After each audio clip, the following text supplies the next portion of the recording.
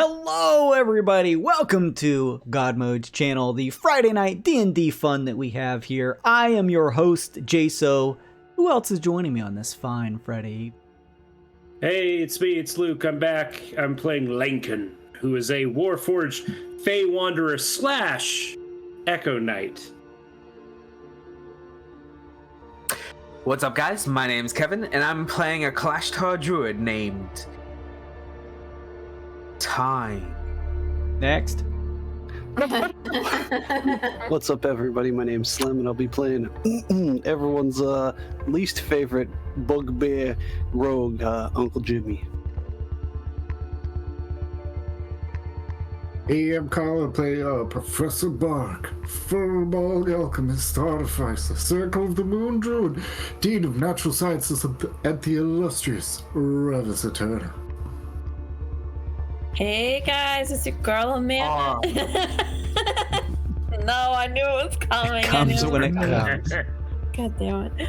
It's your girl Amanda, and I'm playing Opie Stickyfoot. He's just a little guy. He's just Oh boy. Hey everybody, I'm Nick. I'm playing Forte. He is a dwarven mechanic here to help the Wishers with the cart, and we seem to have run into a mechanical circumstance of sorts. Thank you, everybody. I appreciate that. As always, a quick little bit of housekeeping for tonight's episode of Lucent Odyssey, our D&D game that is a homebrew game that merges Oregon Trail. We've been doing this thing for over a year now, probably our longest running campaign out of all of our side stories. So probably in the third act, wrapping things up as the party is going along, trying to squeeze out some extra experience and leveling and discover some things before capping it all off by heading into the final region. But before we do, real quick, a huge thank you to Amanda Otten for the beautiful character art that you see for all of the characters in the game. You can see the bust next to each of our characters here, portraits. Make sure and go support her. That's the handle for her Twitter. She does commissions every now and then and has plenty of openings. You can give her a follow, give her some love. And if you want some beautiful character art for your own game or for your own character, hit her up. Otherwise, keep in mind that you can always build up channel points here on the stream, give people like cool things as +1s to their rolls, or a random PC gets the random elated or forlorn condition, which is basically the bane or bless that'll last an entire session. So cool stuff there. You get boosted points for following, and you get multiplied points if you're a subscriber, but please only use your Amazon. Do not normally subscribe to this channel. Do not give. We also use stream stickers here as well. Mama Bear was slapping a couple of those earlier. There's quite a good handful of homebrew rules here that we use for this specific campaign. So if you're sort of curious as to what the party is up to in terms of their housekeeping for their wagon and supplies and resources, just punch in !rules in the chat if you'd like to. And if anybody else is here who hasn't seen these already, go follow my links. And I got a couple new professional start playing games that I'm ready to begin. So if you want to jump into either a Rise of the Wild Knot, which is a spelljamming centric campaign, or if you'd like to dive into a Lucent Odyssey campaign that I've sort of repurposed as something over and start playing and want to maybe discover some of the secrets that even this party didn't discover, since a big fat map full of wild stuff, then go check those games out by taking a look at my profile.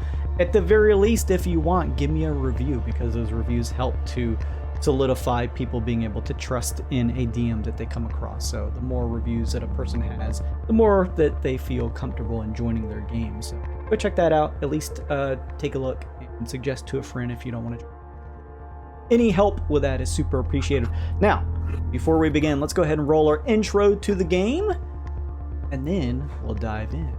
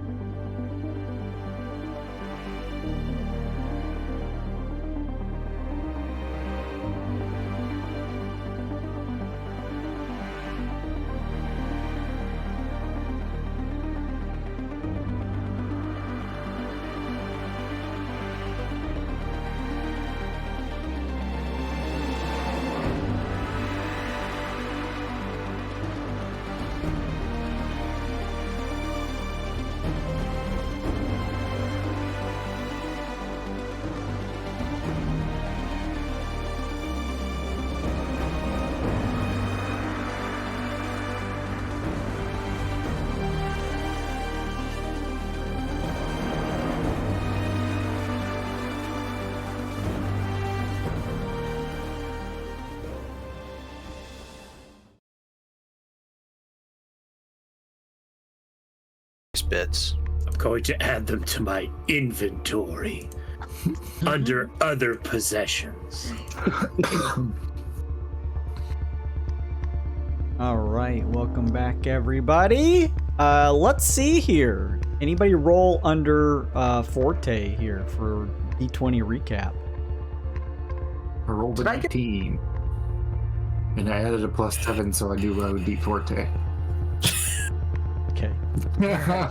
There it is. Opie. Oh no. I was very close to just volunteering, anyways. Just like, Well, hey, that So- works. So, There you go. Thank you for your I'm gonna- sacrifice. I'll to the go ahead best and of do your it. ability, Opie, please tell us, if you don't mind, what happened last time.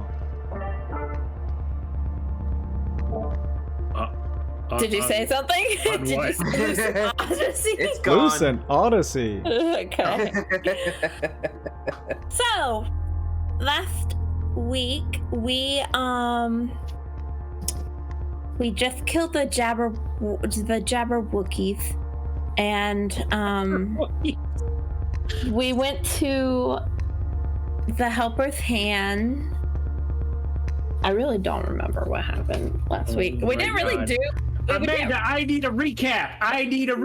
we honestly didn't do like that much. We sold some bones, the serenitals. I wrote that down. Mm-hmm. We got some money, and then I'm pretty sure we rested.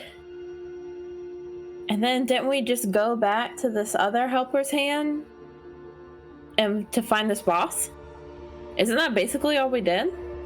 Pretty much. Yeah, there's a lot Yeah. of RP stuff. Yeah, but- there's a lot. There's actually a fair amount of RP stuff going on, which is cool.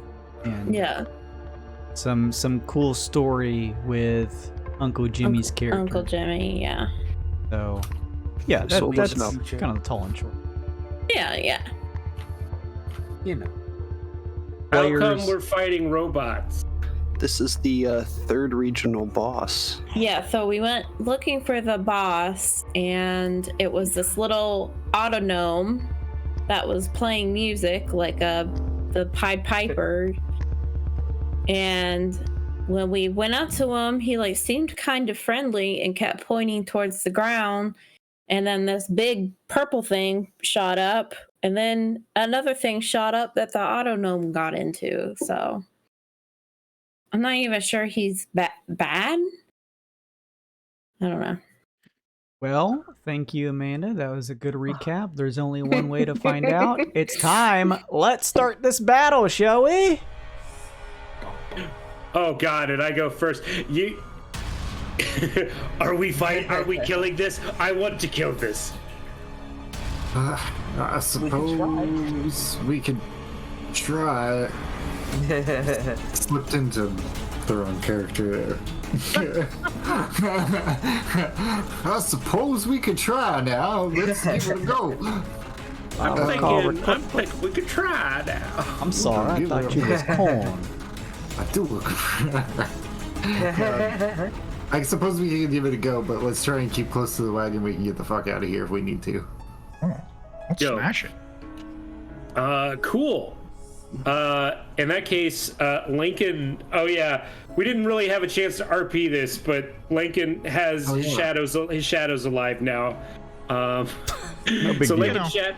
Lincoln Shadow is going to move 5, 10, 15, 20, 25, and I guess Lincoln's going to get on the turret here, just because. Bonus action, Hunter's Mark on this old big boy. Yes, that looks to be a menacing construct of almost what Yes. appears to be alien design, with several metallic tentacles.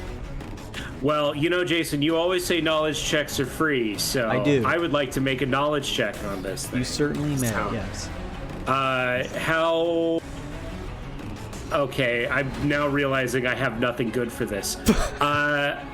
How's about a nature? Nature get me anything? Yeah, that I mean that works fine. Yeah. All right, Can I? nature. even though it's not my turn? Oh, I don't If even you're trained in it, fucking yeah. need your help, but I'll roll again. If you want, fish for the crit. Or just roll the same thing. Doubles. Yeah, you know. Yeah, I want to know what's up with this thing. This thing resembles what looks to be sort of a nightmarish metal octopus. Has a central eye. There are glowing magical glyphs that cover its armor-plated spherical body. It has 8 writhing arms ending in a grasping iron claw. This appears to be some form of arcane scavenger, and in fact, on the metal faceplate on the front, you're able to make out the insignia of the scavenger. This one, you get the sense because of its model and make and the sort of glowing, almost alien look to it, that perhaps it is a seeker of magic, scavenger, hoping to poke and prod here in this region, looking for items, relics, artifacts that contain magic power. I bet it has great treasure in its guts. Does it? What? This is the little auto gnome back here, right? This thing? Yes. The smaller There one. was an auto gnome that, yes, was basically jumped into this construct. Does the auto gnome look like it's like controlling the big guy, or? That would be a different check. Gosh, I could give you an investigation at +0. Sure. Or how about a perception at +2? That works too. 15. It's not terrible. It's a little difficult to see because of the reflective glass casing that covers the front of the construct form that the autognome seems to be sitting in. However, through the glass, you can barely make out that within the interior of this construct form that it is currently housed in, it is using its metallic baton as conducting. There is still a sort of musical tone that emanates from the construct behind the arcane scavenger. Shiza. Whether that means okay. it's controlling them or not is difficult to tell. Oh, man. Okay, I shouldn't have put Hunter's Mark on the big guy. I should try to move around to the small guy, probably. Lincoln's gonna throw a dagger at this guy, at the big guy first, though, since that's the one that's in range. You'll watch as Lincoln throws the dagger and it disappears and then reappears in the hand of his shadow, and then it flies from his shadow into the guy. Nice. 14's probably gonna miss. The dagger flies towards the large construct and bounces off of its hardy metallic exterior. It flies back to the shadow, and the shadow throws it again. Hey, boy! Good start! Welcome to the party, not One of those. Yeah. That hits a 29. Oh, look at that big 2 crit damage. But I have a bunch of modifiers to add to it. I have my Fey Wanderer thing, which is 2d4 because of the crit, and then my Hunter's Mark, which is 2d6. Yeah. It's not the most impressive crit, but I'll take it. 19 from that strike. And it's so magical. It's magical like you wouldn't believe. Gotcha. Cool. And your dagger flies forward, kind of striking at one of the limbs of the creature, cutting through some of the metallic plating on it. Orte, get its attention. I will go after the gnome. Aye. And 10, because I moved 5 to get on the thing. 15, 20, 25, 30, 35. I'll stand right behind my shadow, and all in my turn. All right, good stuff. That means Lincoln done. Uncle Jimmy up next. Now those checks are free. Your turn.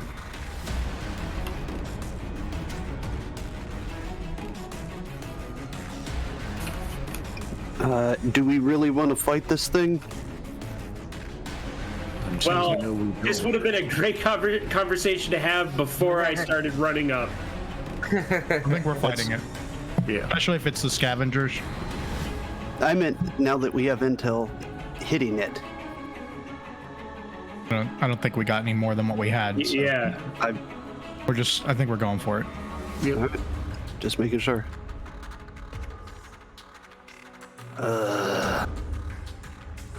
I am gonna move up a little bit and take a shot then. Sure. Move up a little bit away. Alright. I'll move up to the front next to the ballista. It's 20 feet of movement. Like 10 feet. Since I'm on the cart, I'm gonna take He's too heavy. aim to gain advantage on the attack. Please work. No. If roll 20 wants to roll at any point, I rolled like 30 seconds ago. 21 hit. 21, that hits. Woo!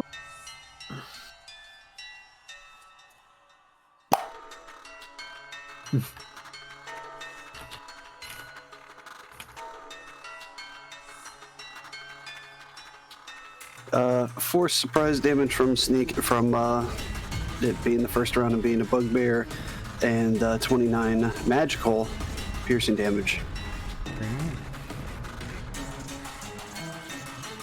That's it. Oh, pardon me. No, I'll keep it. Never mind. That's it for me. All right, good stuff, Uncle Jimmy. It is the large arcane scavenger's turn next.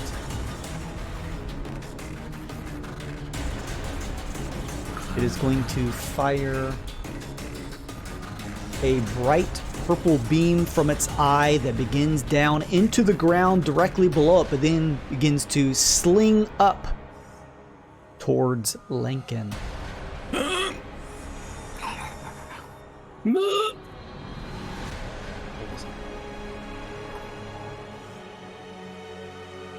Yeah.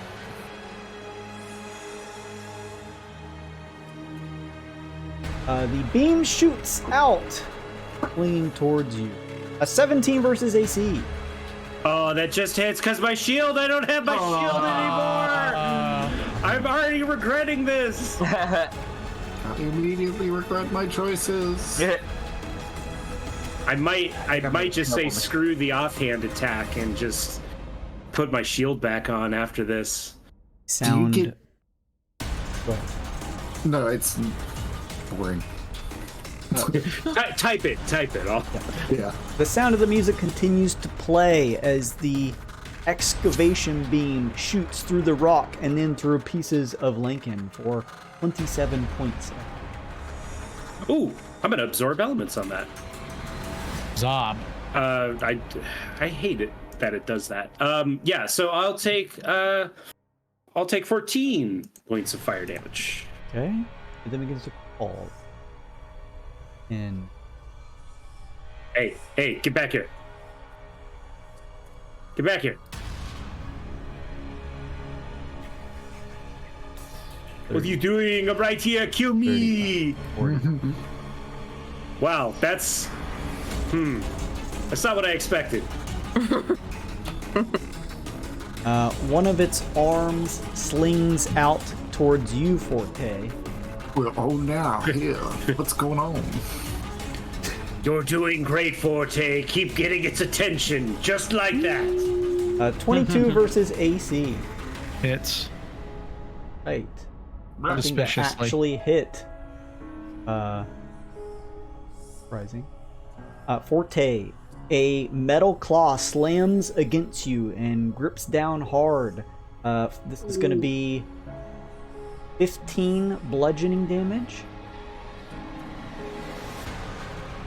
And an additional 12 force damage. And the claw grips down. Back up. Who is Forte? Yeah. Tighter. That's What? Vip. Yeah, Yeah. Claw slings out towards Uncle Jimmy. 18 versus AC. That hits. All right. The claw smashes against you for 18 bludgeoning damage and an additional 7 points of force damage. And Uncanny dodge. what's that? Half of the damage. It then clamps down. Damn. A third claw shoots towards you, Professor Bart. Jeez, Luke. 18 versus AC. Sorry? 18 versus AC. Oh, yeah, probably. I'll double check, but yeah, that hits. All right, that's 9 points of bludgeoning damage, and an additional 4 points of force damage, and you two are ground. 12. Is the end of its turn. Which means, up next, Forte. You're caught right. in the grip of the creature. It is your turn. So it is an action to break grips, right? Correct. You're gonna break out a grapple. That's athletics, acrobatics, opposed to athletics.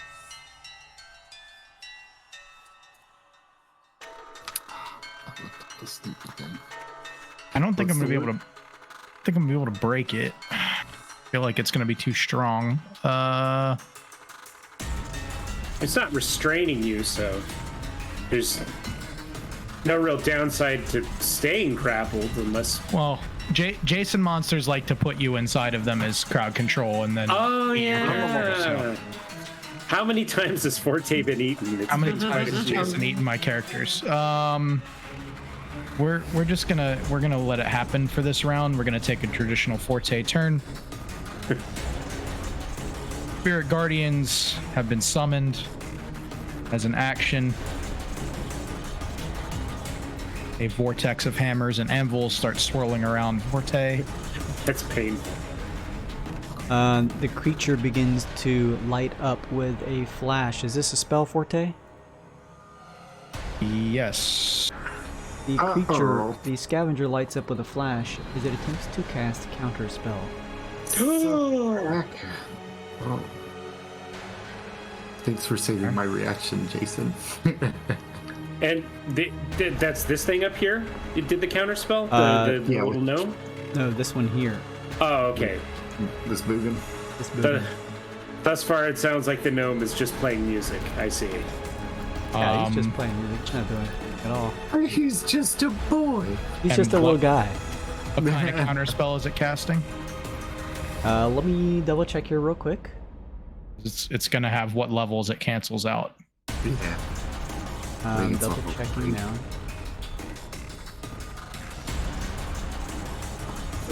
I guess the report needs to come from you. What are you casting, Nick? A 4th level Spirit Guardians. I This put it up in the 2 chat. is at 4th level. So you need to roll against the DC, the spell save. Mm, They'll save, Mm-hmm. which is gonna be what? You mean, are you asking about the DC? Yeah. Tell you. what skill? Yeah. What do I have to roll? What do you typically? Oh, it's an Arcana check. I think. Wait.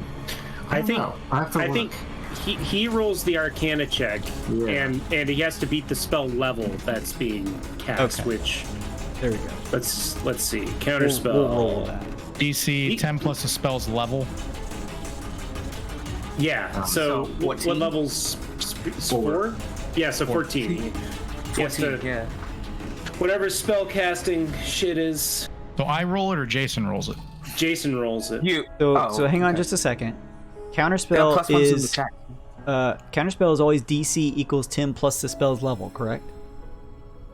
That's what I'm reading, yeah. Okay, so if I'm looking at this correctly, it's actually telling me the DC on this sheet, which means that it's casting it at 5th level, which that should mean that this automatically counters. Yeah, if he's casting at 5th level, it automatically does it. Forte, you go to throw out a series of pots, pans, anvils, and swirling other forged tools to bash, smack, and try to hinder the large arcane scavenger. But its exterior glows, the purple runes on its body give out a bright shine, and your magic dissipates. As a bonus action, I'll try and summon my anvil. Okay, sure. That's spiritual weapon at 4th level. You cannot do that. You have already cast a leveled spell this turn. Even as a bonus action. Even as a bonus action. Yeah, it's like a hard rule. 1 spell level. Okay. That's my turn then. Leveled spells. Something I was thinking, you have your action, right? I just used it to cast. Spirit Guardians, yeah. Oh, I thought that was a bonus action. Okay. All right, Forte, good attempt. Opie! You see several metal claws gripping your teammates on the other side of the wagon. Little shit curiously sniffing at the massive construct from inside the wall. So, should we move that wagon so that it doesn't get destroyed by like an AoE or something? You can order the wagon. You can have little shit move the wagon, and at the end of the round, he will move. Typically, most creatures like actually take their own turn and are able to act, but little shit is, although impervious to damage, can literally do nothing to help. We love them anyways. You could order little shit to like move the wagon if you want. Okay, well, Opie's gonna go up to little shit, and if he could slap little shit's butt, he would. But he can't. So he just slaps his ball and says, where would you direct him to go? Forward? To the side? Can he go like up here, or is that like like in this direction? Yes, you point that way and little shit turns and begins to kind of press on the edge of the circular impervious shell of the orb that surrounds it. So on its turn at the end of the round, it will begin moving itself in the wagon. Okay, good stuff. And then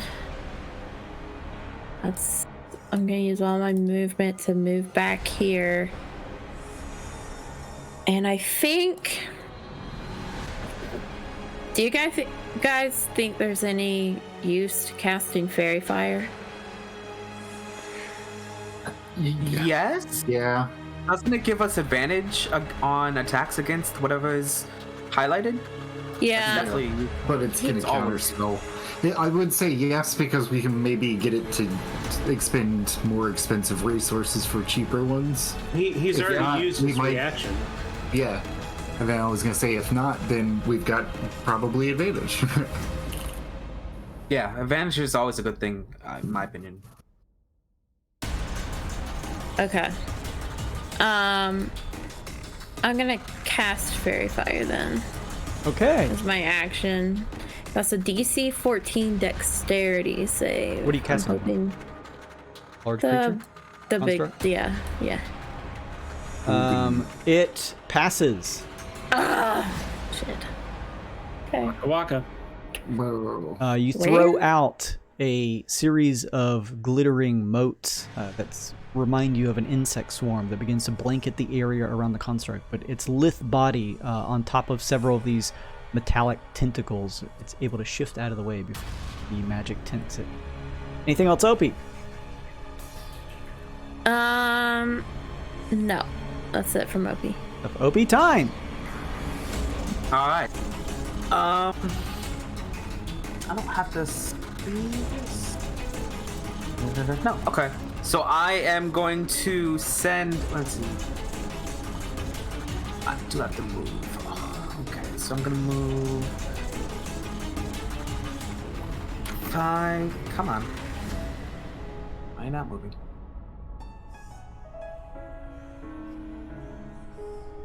5, 10, 15, 20. I'm gonna share. Let me see. Can I share space with Jimmy but just not end my turn there? Is that you can move through ally spaces, you just can't stop on them. Okay, I'll move one more then. Nope, not Jim.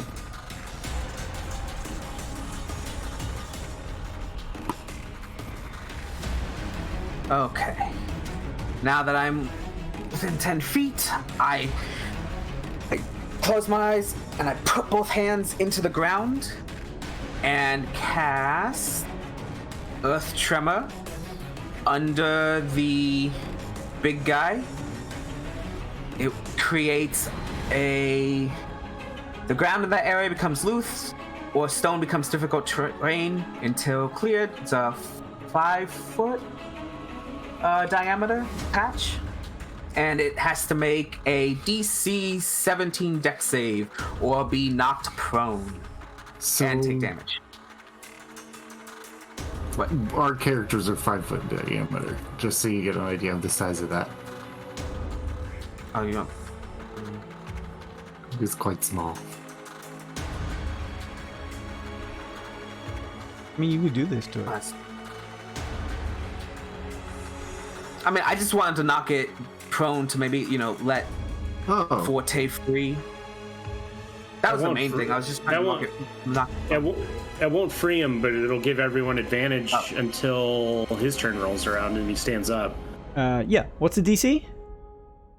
17 dex.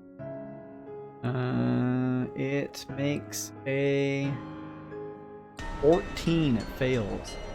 Nice. All right. It takes 9 bludgeoning, and it's prone, knocked prone. Yes. Stab it. Stab the shit out of it. Tentacles slip as it falls. Good stuff. Anything else? Time. Yeah, as a bonus action, I will summon my unicorn totem. Are those both leveled spells, or is that like a class ability? Spirit totem is a class ability. Yep. Yeah. And it's that thing you hate, Jason. Yeah. Yep. It's the unicorn of DM. I just forgot if it was. So and I moved 20 feet, so now I'll just go. I'm not within. I wouldn't get attack of opportunity from here, right? Or used its reaction. Am I? Okay, so 20, 25. I'll let you control it. 30. Yeah, thank you. Now I am done. Is the unicorn like a magical effect? Do you? I know it may not be like a spell. You mean like literally what it is? It's an incorporeal spirit. Yeah, but you have like a language of the thing, of the ability? I can, yeah. Just link the thing. Yeah, I'll slap it in here. You asked for it, bitch. It doesn't take damage, in case you're thinking about that. It doesn't do anything. If I get knocked unconscious, it goes away. But other than that, you can't. I don't think you can do anything to it. Jason, unlike that ridiculous unicorn spirit, you can target and kill my shadow. This says magically summon. Okay. All right, good stuff. Anything else? Time. Otherwise, Professor Bark up next. I am done. Yes. Good stuff. Brain mode. This isn't gonna work. Shit. Alright. Let's. What? That's what you said. You were like, damn it. I said big brain mode. This isn't gonna work. Professor Bark turns into a rhinoceros. I found out that I've ignored 2 levels of beasts. Ooh. Yeah, so this is going to take a sharp upward turn in power. So I am a large beast, a rhinoceros. The flavor for it is he's got a tree, like a gnarled tree trunk for a horn. Cool. I'm assuming, Jason, that me being a large creature breaks its grapple on me. No. Oh, okay. Fuck you. What? It's an action to break out of it. Correct. Yes. Okay. Well, I am just gonna. Oh, fuck.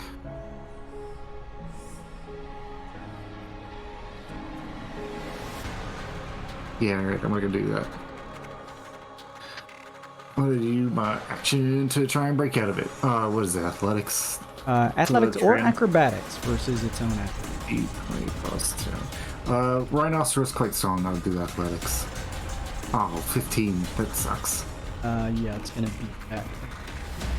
You transform into this rhinoceros. Your mass and size expanding, but the long, sort of spindly, metallic tentacle continues to wrap around you despite your larger size. You try to pull free, rending yourself out of its grasp, but it only tightens around.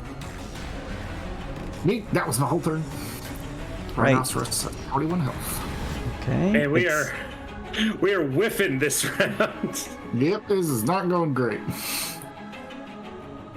These things do happen. I wish they'd happen to someone else.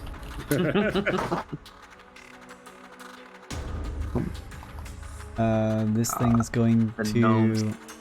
You hear a resounding music that almost sounds mechanical in nature, emanating from the construct interior of this thing, which, speaking of, begins to move 5, 10, 15, 20, 25, 30 here. Stops.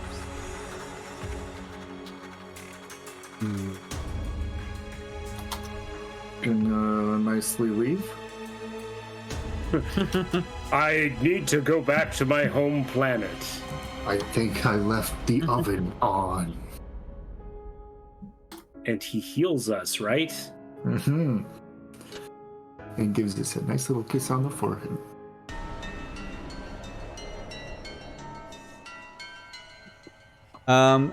It has several arm-like appendages on its construct form, and one of them, what looks like sort of like a dish with some type of perhaps projectile-like steel device on top of it, points out towards you. Time. I need you to please make me a strength saving throw as a ray fires out towards you. Good. Strength? Good. Really? Because that's my old man skill. Strength. That's what I'm good at. Good news, everyone. He's hostile. We can murder him now. Oh man, this is bad. Strength. 10. Alright. I'm one into it. Why not? Time, the ray hits you. You expect to feel some type of terrible damage or something rack your body, but instead you feel your feet sort of lifting up off the ground as it pulls you over to it. Oh no, that's bad. Telekinetic projector. It is then going to bring down one of these saw blade arms. Goodbye, Ty. Just watch an old man get vivisected in half. Zeer. Just gore all over little shit's bubbles. 15 versus AC. You said 15? 15, yes. Yeah, oh yeah. Oh, no. I was like, that's as low as an enemy is going to get at this level. It is going to cut into you for 8 points of slashing damage. That's not too And bad. it's going to bring down one more claw for another 15 versus AC to hit you for another 10 points of slashing. 10. You wish it was over quickly. It is done. So am I grappled? No, it just pulled you towards it. Oh, okay. Little shit is a little confused now, seeing that it doesn't really have the leeway to push the wagon in between these two and get to the direction that you called for. Little shit's gonna stay where he. How convenient is that, Jason? How convenient. I know that these are just reacting to the combat. That's, Yeah, just reacting. With no knowledge of what's gonna happen. well, they do it. They have enough knowledge for some stuff. Next thing you know, he's gonna make us do con saves after we rest I for know, like, no all reason. these con saves. Just likes to throw them in. Lincoln, you're up. Lincoln Shadow's gonna move 5, 10, 15, 20, 25, 30. And Lincoln is gonna move 5, 10, 15 into melee range. Since this is like the one turn I've got fire on my dagger from absorb elements, I'm gonna use my advantage on this. And here we go. Okay, 26 is pretty darn good. 26 hits. All right, here's my plan, you guys. I'm dropping Hunter's Mark on this guy because I believe I think Lincoln thinks this guy is controlling the big robot. So I'm putting, not Hunter's Mark, I'm putting Favored Foe on him, which does the exact same thing, almost, and also requires concentration like a spell. So yeah, you could just put the same icon on him, it's fine. So he's gonna take an additional 3 from the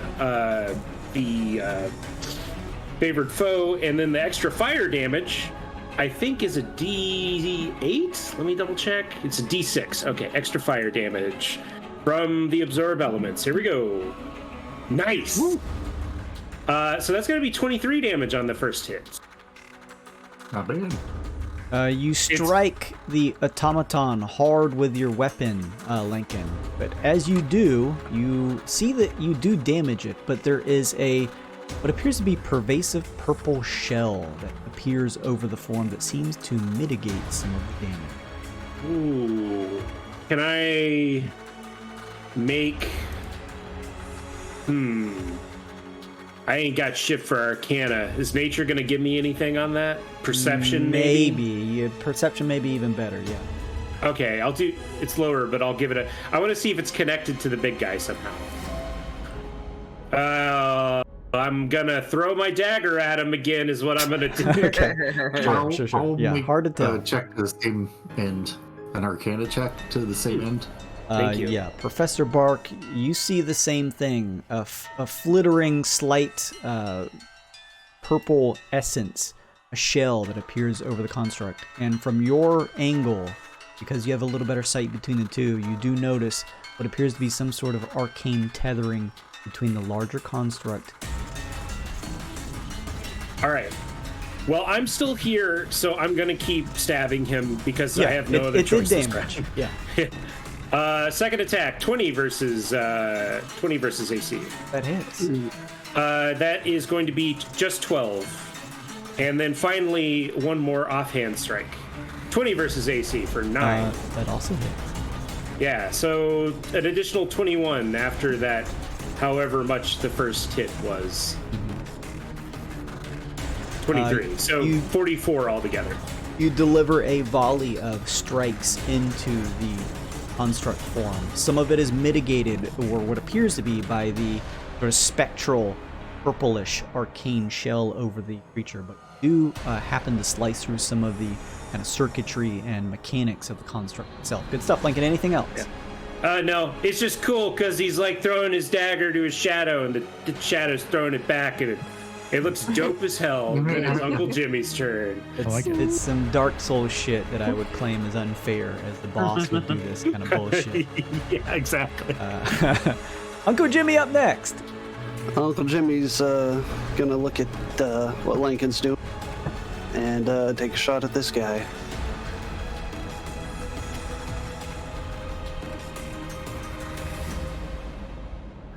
That's 28. 28 hits. Holy shit! That's 30 damage. Oh, damn. Just flat out, just drop your big old swinging dick on the table. Yeah. 30 damage in one hit. Fire from the hip and 30 damage to your fucking face. The shell around the negates some of it as it lights up. However, your shot does ricochet off some of the outer exterior shell of the Met creature. Bonus action, take another shot. 24. 24 hits.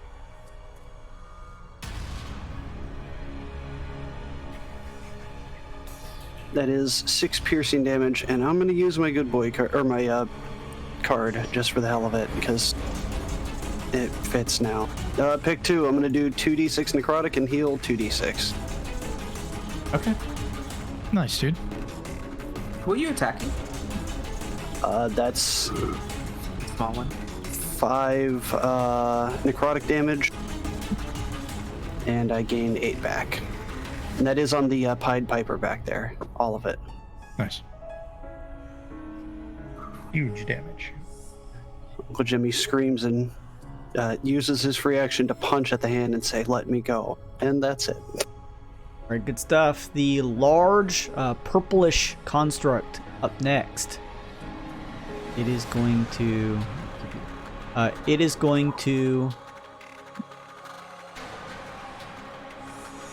flash as the runes on its body begin to light up. Time, you magically summon your unicorn. I don't. But the unicorn, you're just deciding that the unicorn doesn't work anymore. Yeah, right. No, I'm saying I don't think what I think is can happen here. Could happen. Begins a shift. 5, dragging everyone with it. 10, 15. They're all sort of slung off of the cart, being dragged across the ground along with the creature as it gets up from being prone. And it's not moving. And it too was far. difficult terrain. I don't know if it was enough, but it was. Yeah, it can still get over here. Okay. It shifts over here, and its eye lights up as it fires off an excavation beam towards you. That's probably dead. Time 17 versus AC. You said time? Yes. Yeah. The beam strikes across and sears your body for 23 points of fire damage. As a reaction, cast absorb elements. Oh yeah. Spell so good. So I take what I lose. How much of it? Half. You take half. What was the damage, Jason? I'm sorry. 23. 23. So 12. 12. Yeah. Okay. Okay. Several arms then begin to sling out your way. What's your AC, Tom? 13. Oh no. One of the grabbing claws swings out and strikes you, extending out from the creature's form and hitting.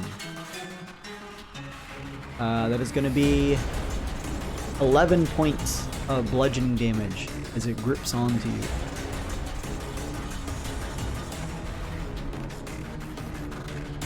What, can it just not miss me, Jason? Probably plus 11 to hit. Well, knowledge checks Yeah. are free. A second one slings out and hits you. Yeah, It's like time 6 for AC. 8. A breeze will hit you. 8 bludgeoning damage. And the final one slings out. These next two don't grapple onto you, only the first one. But this final one slings out and rips onto your body, at least bludgeoning you for some damage for 15.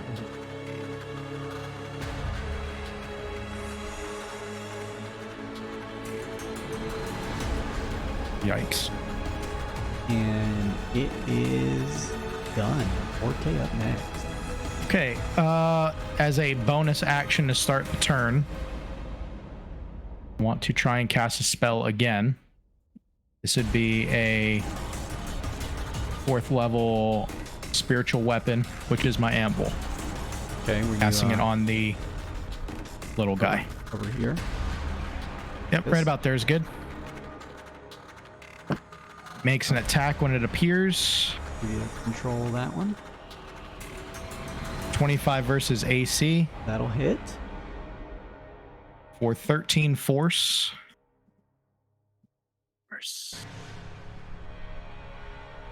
And then I will, with my action, cast Sacred Flame as a cantrip on the little guy. Please make a DC 15 Dex save.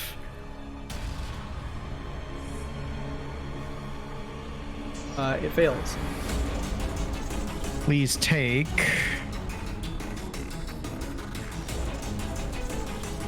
16 radiant damage. Like it just it built blessed strikes in there for me. First time I got to use it. Anytime I deal weapon damage or cantrip damage once per turn, I can add a d8 of radiant. Oh, nice. Ooh. Very So cool. that is a 26 damage. I'm sorry, 29 damage turn on that guy, and I am done. Good stuff, Forte. Both your anvil and your sacred flame do appear to be damaging it, although the flash of the purple likely means that some of the damage was mitigated. Good stuff. Opie up next. All right.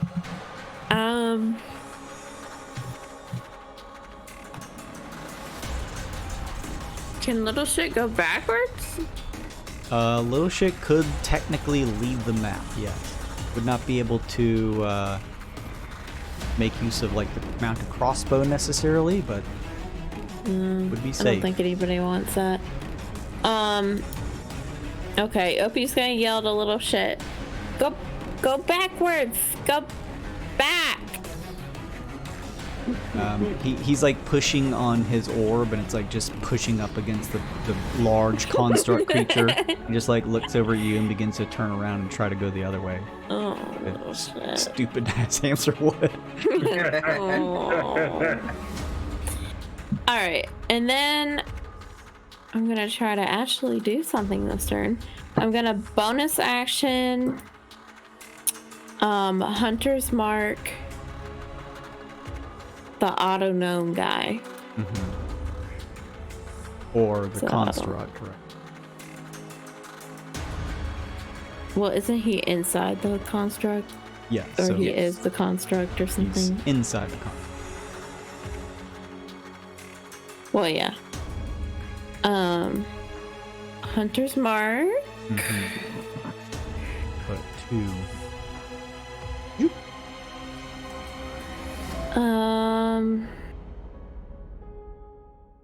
And then I'm gonna attack him twice.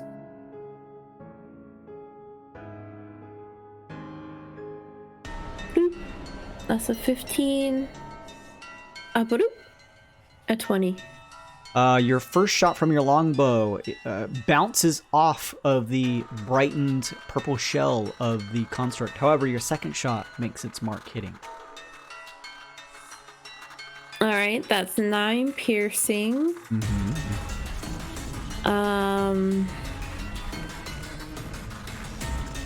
And then when I cast Hunter's Mark, it already rolled a 5, so I just add 5, right? Yeah. Yeah. Okay. So that's 14 piercing altogether. Then I'm just gonna attack with my swarm. That's 3 more piercing. Okay. And I think Opie's gonna back up just a little bit. There. I think that's it. All right. Good stuff. Opie, up next. Time. You are grappled by the larger construct. What would you like to do? Try to break the grapple, I guess. Might as well try. Yeah, you could roll a 20. Nope. Yeah, it's unfortunately going to beat the 13 time. Try your best to kind of grab at the large metallic tentacle and pull it off of your neck, but it just pulls in closer. You choke a little bit as it tightens up. I'm so old. I'll cast Healing Word on myself. Yeah, you do that. Hey, that's not bad for healing word. It's going to count. Yeah. Oh, it's I hate to say it, but for the group, that's probably the best. I'm gonna try it. Get us Everyone also gets. Anyone in the radius of the unicorn also gets 9 healing as well. I don't know if that's true, actually. Yep. The unicorn spirits gain advantage, blah, blah, blah. If you cast a spell using a spell slot... Oh! That's the spell. This ability is so overpowered! It's oh my like God. it's like super OP. I'm very surprised with this. What, how much do we get? 9. 9. Nice! 9. And it like completely sidesteps any sort of like magical counteraction. Yes. It's really it just weird. happens. Yeah. As long as everyone's in the radius. It's an ability. Sorry. Everybody was so focused on Twilight Cleric, they ignored Shepherd Druid. So, I mean, I used my action to try to escape, and that failed, so I am done. All right, Professor Bark up next. I'm gonna use my bonus action to shift back to being Professor Bark and seeing my comrade of the elements has drawn the counter spell out. I want to investigate this magical link with an Arcana check. Sure. Reason, 17. Let's make it an 18. Yeah, that's what I'm talking about. The larger construct has a magical modulator built into it that allows it to have a variety of adaptable and arcane means to power its both digging through the area here in search of magical items, but also to help contend with the dangerous elements of the mountainous range here, able to offer a passive protection to constructs around it until it is disabled and broken down or put out of commission. It will continue to make sure that the construct next to it has some mitigation to any damage. Is this a magical effect? No, this is a natural ability.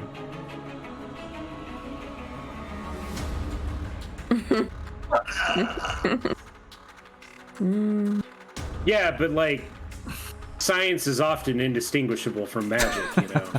No. Not the science, it's some low tech.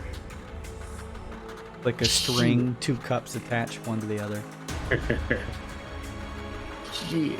Give me 2 seconds to think about my shit. The idea was I was going to dispel magic, and that was going to be like everybody was going to be like throwing a tile day. Remember this play for I would eons and instantly have eons. lunch at your office every week delivered. Now I'm just a guy holding up the fucking game. Hit him with your horns, Professor Bark. Had a plan. Better than most of us. Yeah.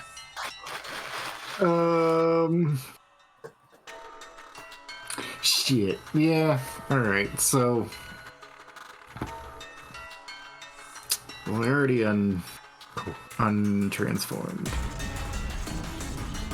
So I guess I'll go for Fairy Fire and try and catch both of them. Ooh. Cast normal. DC 17. Dexterity save from both of them. Okay, we'll start with the smaller construct first. Is a dex save. That one passes, but now the larger one. What was the DC? 17. That one fails. Hey. Hey, can I use this card on the small one? Hey! Sure. Nice, dude. All right. Heads up play. So Still I passes. get to roll for it now, right? Okay. Cool. No, I Dang. Yeah. Oh well. Good. It was try. worth a shot, Good try. though. Yeah, good idea. Yeah. The one below is covered by the Fury Fire, though. Nice. Mine's just leaves swirling around it. Okay, that's cool. Rah. It's like the Leaf Man shield from Mega Man, just Oh, yeah. but not a shield. Yeah. It's just like, but the papers just keep on like getting stuck in the face. Read or die, the papers. That will actually. I'm gonna use my movement to just. Oh wait, no, 0 movement speed. That's it. That's all I got. All right, good stuff. That means up next, the glass covering on the smaller construct opens up. The tiny little maestro inside, whipping his baton around as the mechanical songs and rhythms continue to play. He reaches out with his conductive baton and attempts to strike you, Time. No. Bopping you on the head. This is personal, bitch. Come on, do it. I'm right here. Kill me. 14 versus AC. Damn it! Yes. Benjamin cricketed. What's your AC? 7. 13. Oh my god. 13. Kevin does not play characters with AC or HP. Rob's naked. I feel that. No, he rolls for his HP. Oh my god. Actually, have an on time. I only do that in Kong. Okay, it whacks you in the head for 3 points of damage. And the glass covering snaps shut again. And then it is the the smaller construct. Was that like a legendary action? Do we know? Bopping like a cat. It seems as though the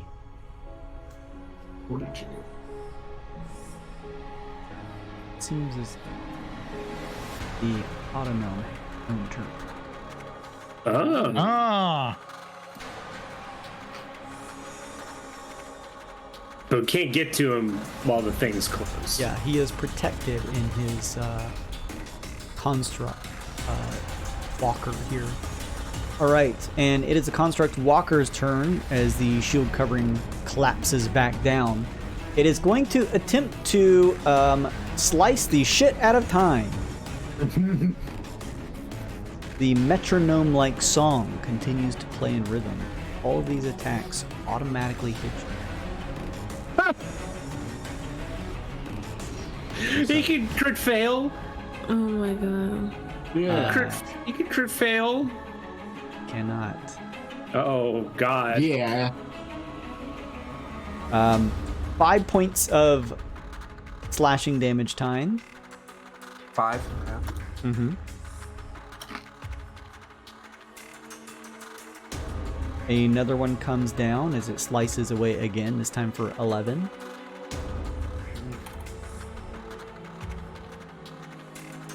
And then one more that's brought down that automatically hits for 13.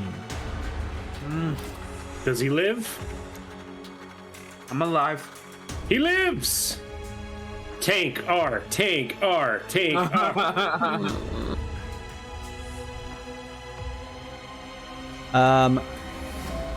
With that, it is done. And it is Little Shit's turn as Little Shit begins to slowly pull back, trying to get the hell out of here. Let's see. 1, 2, 3. Okay, it's gonna begin to pull back. 5. And you want it off the map, Amanda? Like out of this area? Yeah, I mean, I don't really see any reason for him to be here. Okay. Shit begins to push the wagon off If we of the need to map. escape, I was just about to say. yeah, The if we one need to thing- escape, we're fucked. Like, don't take him all the way off the map. Yeah, I mean, he doesn't have to run like forever away. Well, he What- is what- going to be. That's a case Thus in. far, we haven't seen any like big explodey things that they do, so I don't think. It's a giant monster. So, Dark Heart's never died, and Little Shit can't die. And Okay. yeah, When our Just- cart just- explodes into a bunch of little pieces. I you Luke know, went on I'm more- vacation and came back in league with the DM, by the way. I am more worried about Tynar right now than I'm worried about our cards. Well, just leave him there. He's fine. That Oh, way okay. he's not in the middle of things, We'll come back for him. but he's still there. What's left of him? You've always Um, wanted to be reincarnated, right? That'll be fun. All right. A new adventure. Little shit is still here on the map, so you could wager that the cart is right behind it, if for whatever reason you needed to get to it. For whatever reason. Rolling back up to the top, Langan! Hey, this guy, the thing is closed. I can't get to him, right? Correct. Okay. Seems like you'll need to decommission the outer walker type construct to get to the little sweet nut inside. Gross. Ooh. I'll move the shadow there. I'm gonna stab the sweet nut. Uh, Get that sweet nut. That's unfortunately a critical failure. Your attack bounces off of the nut, missing, unfortunately. I'm your gonna nut was ruined. My eyes! No, I can't. I'm gonna try to nut again. I was gonna say, don't you hate when you That's- can't get the nut? Keep missing, trying to nut. It's much better for 22 damage altogether. 22 damage, cut in half is going to be 11. 11. The protective covering quickly opens up as both Utine and Lincoln hear a alarm sound begin to ring out from the construct. You watch as the little gnome is ejected from the seat, flying over here and landing on his butt. Oh, you fucked now, boy. And the smaller construct explodes. Oh no, that's bad. Tyne and Lincoln, I need dexterity saving throws as the beeping continues, and then you watch as the construct immolates, exploding into pieces. What did you say, Luke? That there's been no explosions or anything? Oh, hey, look. Well, the point is, There's just one. the card's fine and we can still escape. I don't. Do I still make a save even though I'm grappled? Yeah. Yeah. Okay, It still makes it. 16. I'll pump Okay. a 1 into it, make it 17. Okay, pretty good. I don't have a +1, so forget I said anything. Never mind. Well, both of you still save, so that's good. So this is going to be Nice. half damage. Nice. So that is going to be... Not gonna save me. I bet. that's going to be 13 points of fire damage to both of you. Okay. Bye, Tynar. Bye. Love you. Love Wait a you. minute. No. So I get It's half of not enough. 13, and then I can absorb elements. It's not enough. Well, no, the 13 was half. 13 was half. Oh, And then you can have then to if get I- with elements, but you're at 6. It's gonna kill you either way. okay. You just wait using Blech. a spell slot to die Knock that you way. You're taking a sleepy nap. Oh. Lincoln's dagger, recoiling from the explosion. Lincoln's dagger disappears from his hand and reappears in the shadow's hand, and moves here and stabs the gnome with his offhand. Kill that little shit. 22, and I will replace favored foe on that motherfucker for a total of 12 damage. Okay, 12. Nice. For what it's worth, my shadow can do attacks of opportunity. Okay. Nice. And Good skill. before Jimmy's turn, so rate us the unicorn again, because maybe you could actually survive that. I don't think so. Wait a minute. Because if Whenever you he use casts a slot to spell- absorb elements, you could heal. You just need 1 point of healing to live. Absorb elements doesn't restore hit points, so it wouldn't. No, but his unicorn heals when a spell's used. That restores hit points. When when a healing spell is used. Okay. Oh. I was gonna quit this game. Actually. Good news, guys. The purple construct explodes and all of the Celestial Cradle is gone. Tune in next week. All right, quick forever. Good stuff. Anything else, Lincoln? No, it was a pretty good turn. Pretty happy with that. I'll call that quits. All right, How about Uncle the Jimmy up Oh, next. sorry. Yeah, I guess I can move. So 5, 10, 15, 20, 25, 30, 35. Oh, it's trapped. Now I'm done. All right, good stuff. Uncle Jimmy up next. I'm gonna shoot the thing. Sure.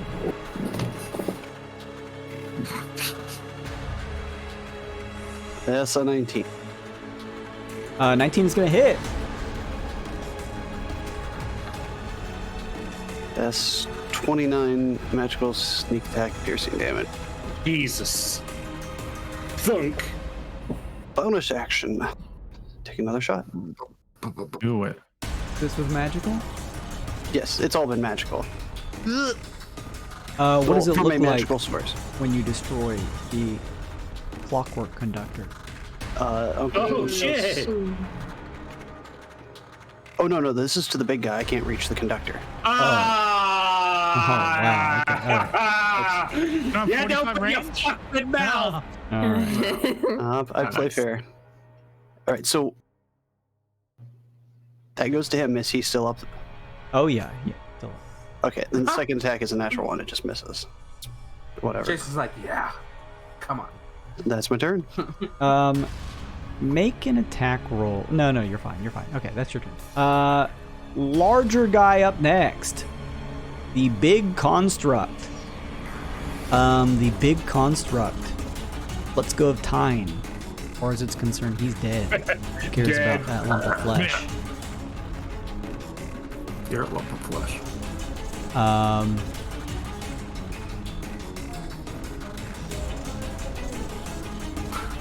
Oh, sorry. Jim, reroll that one. This has got, what you call it on it. Fairy fire. Oh, I thought the Fairy fairy fire fire. was only on the small guy. I misunderstood. No, It's not on a big guy. It's on the big boogan. He's got the leaves on. All right, let me roll fish for the crit on the first one. Let me talk to you. We talked. Yeah. That was a crit then. Okay. So that was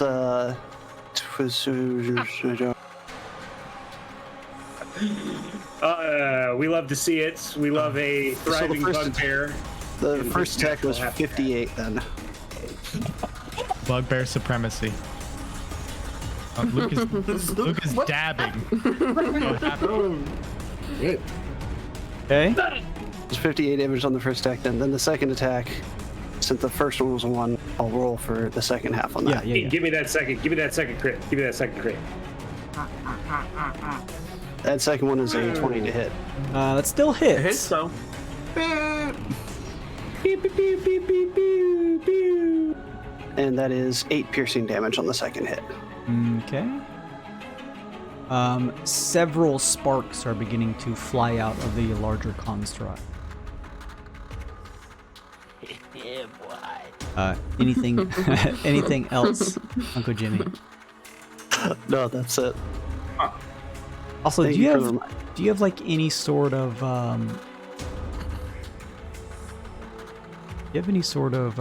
is it when you're attacking using a ranged attack on someone who's in melee range where it's disadvantage? Yes. No, I have crossbow expert. Okay, Oh, just yeah. wanna make sure. Making sure. It took a Normal it took a people, feat to yes. fight that. Jimmy knew. 5, 10. The construct begins moving. That's my disadvantage though. I can only attack within 30 because it's a hand crossbow.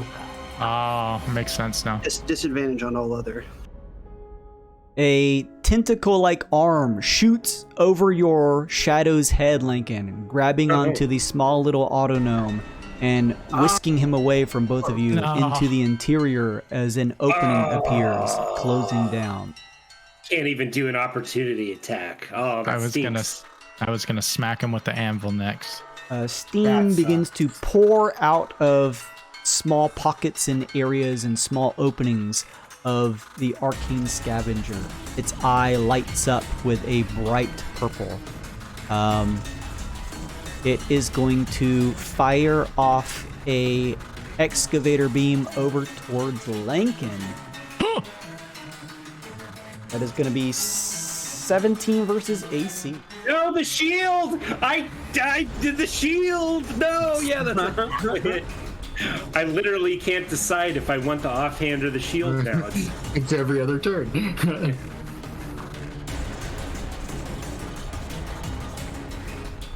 I guess that tells you it's a good choice either way. Yeah. That's going to hit for 21 points of fire damage. I will just take that, probably. I am bloodied. But I still got a good chunk of health left. It fires a second one out towards you, Opie. For 17 versus AC. Oh, man. Yeah. Could have had a shield. Beam shoots through the ground and then strikes you for 25 points of fire damage.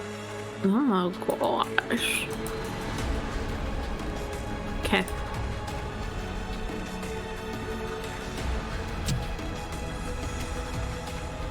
Let me see here.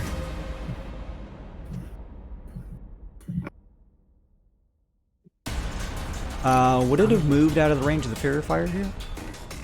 It's just on him. It's on it. It is fairy fired. Oh, but Opie does have to make a concentration save. Yes. Please. Oh, for my I thought it was Hunter's Mark? Professor Box. Oh, Or no, you don't that's- have Hunter's that's Mark Professor Box. anymore. You've got You fairy don't. fire. Fairy Fire from Professor Bark. Professor Bark has fairy fire. Oh, Yeah. dope. Everybody's got fairy fire. It uses one of its actions to dissipate the fairy fire off of its body with the dispel magic. You big bitch. But That's also, what I was gonna use on you. Also, I also have to make a Constitution save for my favored foe. And yes, you also do OP for Hunter's Mark. My Hunter's Mark was on the other one, I think. So it's gone. You're still concentrating on it. You can put it on something else for free. Oh, cool. Okay. How do I do a concentration thing? Just roll a con save. If it's 10 or up, you're fine. Con save? Con save. Actually, 13 or up. You're good. 20. You're good. One of its arms shoots out towards you, Professor Bark, for 18 versus AC. That hits. All right. You are struck by the sheer pressure of this claw smashing into you for 14 points of bludgeoning damage and 10 points of force damage. My body. It then does it one more time. 18 versus Uh-oh. AC. Hits. My body. That is going to be 15 points of bludgeoning damage and only 4 points of force damage. 15 and 4. Yep. Minus 19. Woo! I got twice as many as you need to live, baby! It is done. Forte up next. All right. Steam Bonus action. fumes out from the creature as several sparks do. Forte is very angry and directs the anvil to fly towards where the little gnome went into the ship.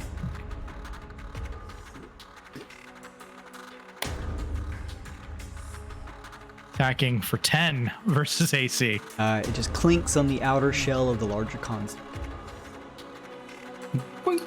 Forte calls down a sacred flame. Dex 15. DC save, please. Okay. Beats it. Hey, sucks to suck. Forte does nothing despite how mad he is. Pass. Okay, good stuff, Forte. Opie! Okay, I would like the bonus action put my Hunter's Mark on this guy. Okay.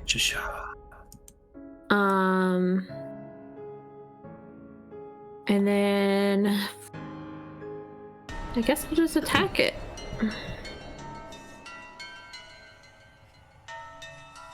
So 23, 24. Mm.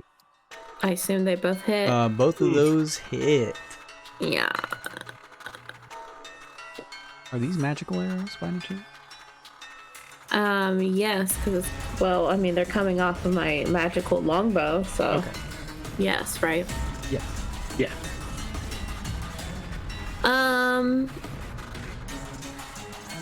Okay, so that's 16 piercing, which is max damage, which is kind of cool, and then 9 piercing, so that's 25. Don't forget your 2 applications of Hunter's Mark. 2 hunter's marks, and I think that was a 5, so that's 10. Or should I re-roll them? You roll them separately for each time you hit. Okay. What is it, a d6? It's a d6, yeah. What do you think? 3, 2, so that's 5. So we're up to 30. Hey, this is a pretty good turn for Opie. Yeah. Plus swarm attack, 32. Several sparks begin to jut out from the creature as you fire 2 shots, one that strikes into the eye as it begins to almost look like it begins to shift around erratically, maybe even malfunction. Did he spit out the gnome? No.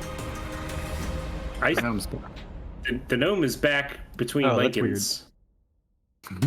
Yeah, he's still I'll take inside. it. I don't know why he moved out of there. Get back all right. in there. Good stuff, Opie. Anything else? No, I think that's it from Opie. All right. Tyne, would you please kindly make me a death saving throw?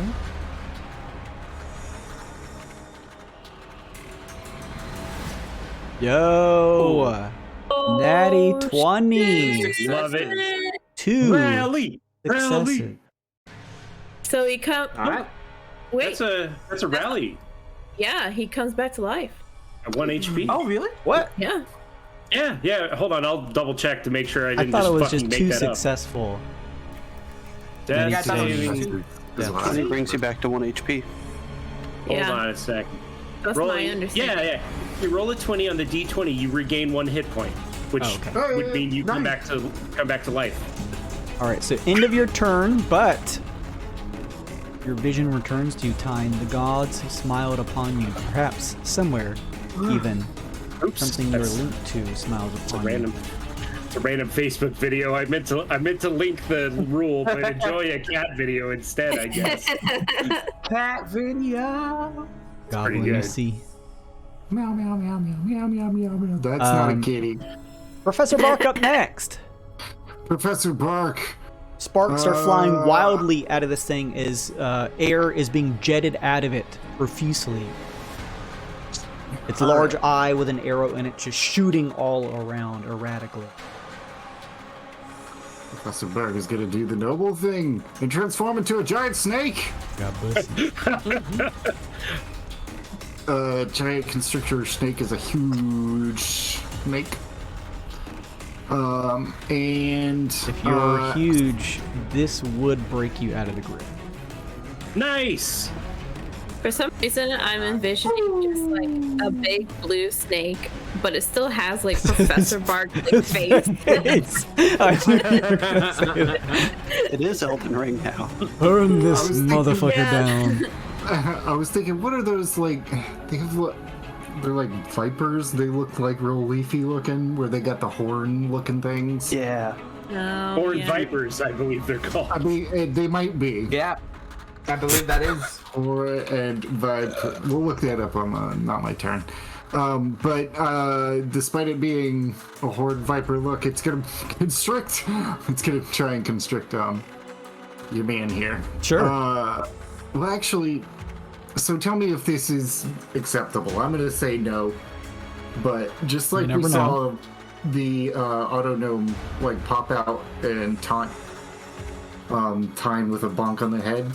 If it does that, I want to use constrict as a reaction, but I don't want to waste my reaction. So can I tell it to, if it doesn't do that, to attack it before its turn? the big guy before its turn? Or is that too many conditions? I would say one trigger. So the one trigger would be if he is shot out of that thing, you could use a readied action to try and grab around the thing.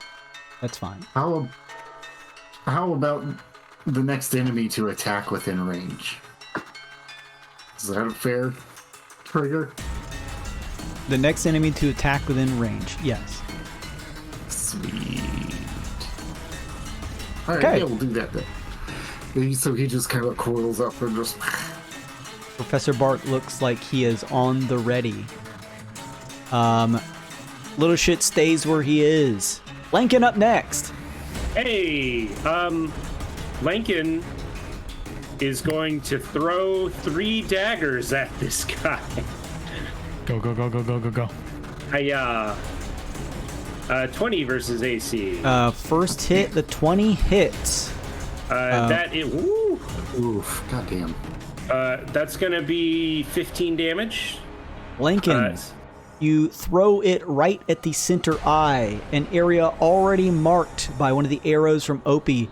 It shoots through the eye as sparks fly out.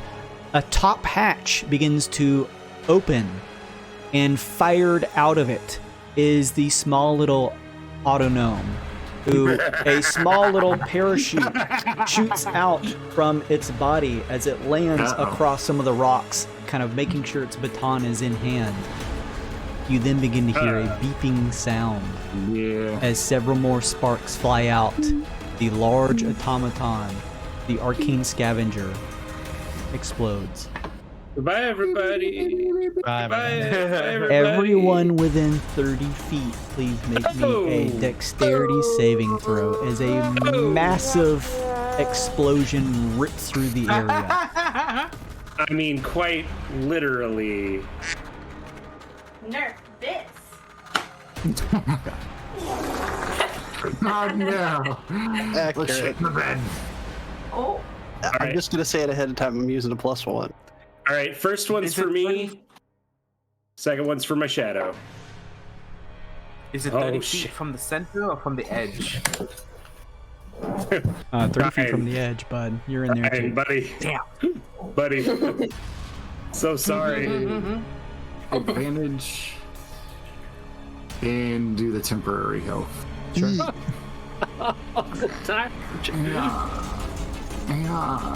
Jimmy does one good thing. Rolls a 4. I'll make that a 20, and then I'm gonna roll my d20 to see if I get health from my card. So I can, what was it, a d8 regain? E8. Gain 8 temporary. Okay, cool. Let's I'm just start gonna with put it at my normal health because it's not gonna matter. let's start with Lincoln Shadow. What was the roll? Save? Oh, he's dead. Okay. It's fine. I'll resummon him next turn. Uh, Don't delete him. It's super easy to bring him back. Okay, yeah, I'll just put him on GM later. Yeah. Lincoln, what was your save? 17. Okay, Lincoln, you take 12 points of, let me see here, force damage. Okay. As this massive purple-colored expulsion rips through the metal parts of the creature as it explodes. Uncle Jimmy, what'd you get? Say 13 total. All right, you take 24 points Evasion. of force damage. Take half. You take half, but you're blown back 5, 10, 15, 20, and you fall prone. Several rocks kind of sputter nearby. Forte, what'd you get? 18. Forte, you take 13 points of force damage and are able to throw up your shield before being thrown back, stopping yourself from being... Why'd you eat your shield? Don't throw up shield. Hey, time. I think we know what you rolled. You take Big old 1.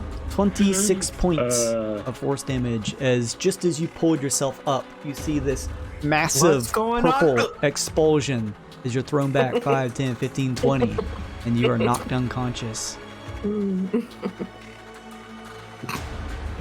Mana thinks that's really fun. No,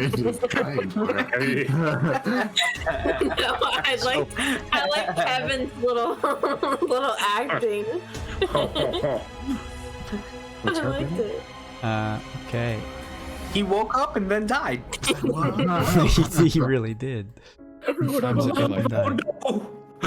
I see the light. It's too bright. Okay, good stuff. Professor Bark. Oh no! You think my turn's done, sir? That was one dagger attack. Oh no. I'm just asking for a This is the second. explosion still. Oh wow, we're still resolving that. Yeah. 20. Okay, you take 11 points of force damage. I'm not even stopping being a sneaky snake. You don't have to say it like that. I'm a sneaky snake. Sneaky snake. Wait, is it which one is your health bar? Oh, The that's green your one that's is your my temp animal HP. health. Gotcha. Okay. Yeah. Cool. Yeah. All right. This thing explodes. And Lincoln, it's your turn. Hey, bonus action. I lost my favorite foe, so I'm gonna cast Hunter's Mark. Okay. And I'm gonna throw a dagger at him. But first I'm gonna move 5, 10, 15, 20 on all fours, chasing down this little munchkin. Another dagger coming at him. It's gonna be 26. That is gonna hit. That's gonna be 21 damage. He looks at you, playing a song from within inside of himself, waving his constructor baton as you sling a knife out and gouge out half of his construct face as sparks fly around. He still stands, but is badly Fuck you, bitch. looking damaged. Gee, that's a shame because action surge. Yeah. Yeah. You gotta kill it good. Action surge is always good. Right, 22. That hits. An additional 11 damage. What does it look like when you take this thing down, Lincoln? The dagger goes through him and appears in the shadow's reforming hand behind him, and then the shadow throws it back through him from the other side. Its body twitches, its face sort of shifting erratically side to side. It waves its baton one more time and taps your way, Lincoln. Hear a beeping sound. This one louder than any of the others. His body begins to spark more and more. As you pull back, Lincoln, you hear as a small spark Nice. shoots out from his head. Nice. That would have been. I had that absorb elements ready because I was like, this one's probably gonna hurt. Well, that's all my resources today. We should go to sleep, everybody. Anyway, I summoned my shadow back. Shadow back. With that, the boss of this region has been felled by you all. Excellent work, everyone. Congratulations. They suck in the soul into the thing. Oh, right. I sucked the soul into the thing.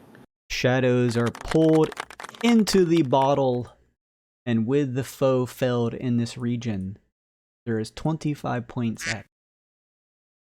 Nice. Needed it. What does that put us at? 20. 70 What? or something. No, I'm kidding. Points. Sorry, I didn't have the thing pulled up.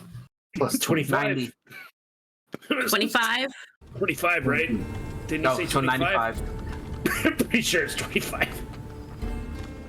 If it's 25, then we're back 25. up to 95. Sorry, what was it, Jason? 25. Okay, yeah.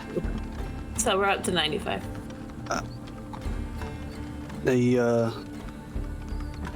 Lincoln, you want me to defuse that guy? I think he's pretty well diffused. Hey, Lincoln, you want me to scrap that guy? Whatever you want. He doesn't have bones. Lincoln doesn't give a shit about these things. This will be for Tyne.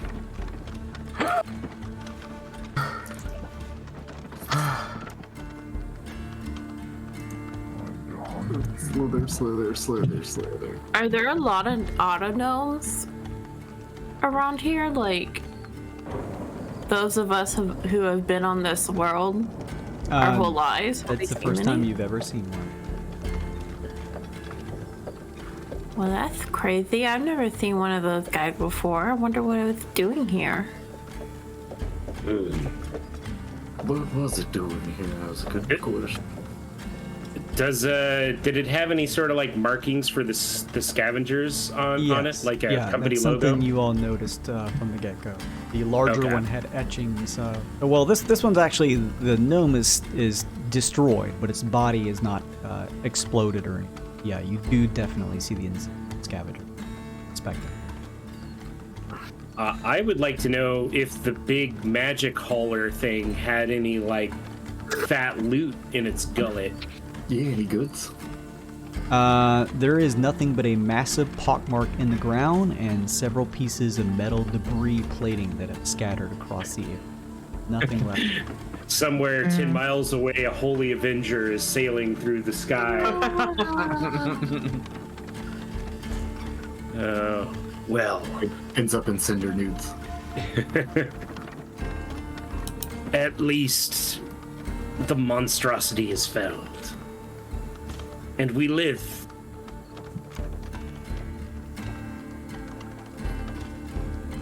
Well, I guess that's another region boss down. What is a boss in this context? What do you mean? The union representative. I see.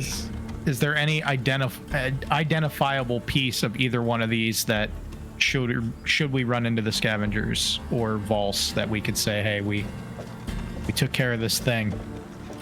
I mean, you could certainly try to take something with you, sure. There's the leftover, somewhat cut into and certainly in a bad state of disrepair, but the body of Autonome. Take the gnome's head. Okay. Fair enough by me. Adding gnome's head to inventory. Tinker tools. Unattach them. I don't know.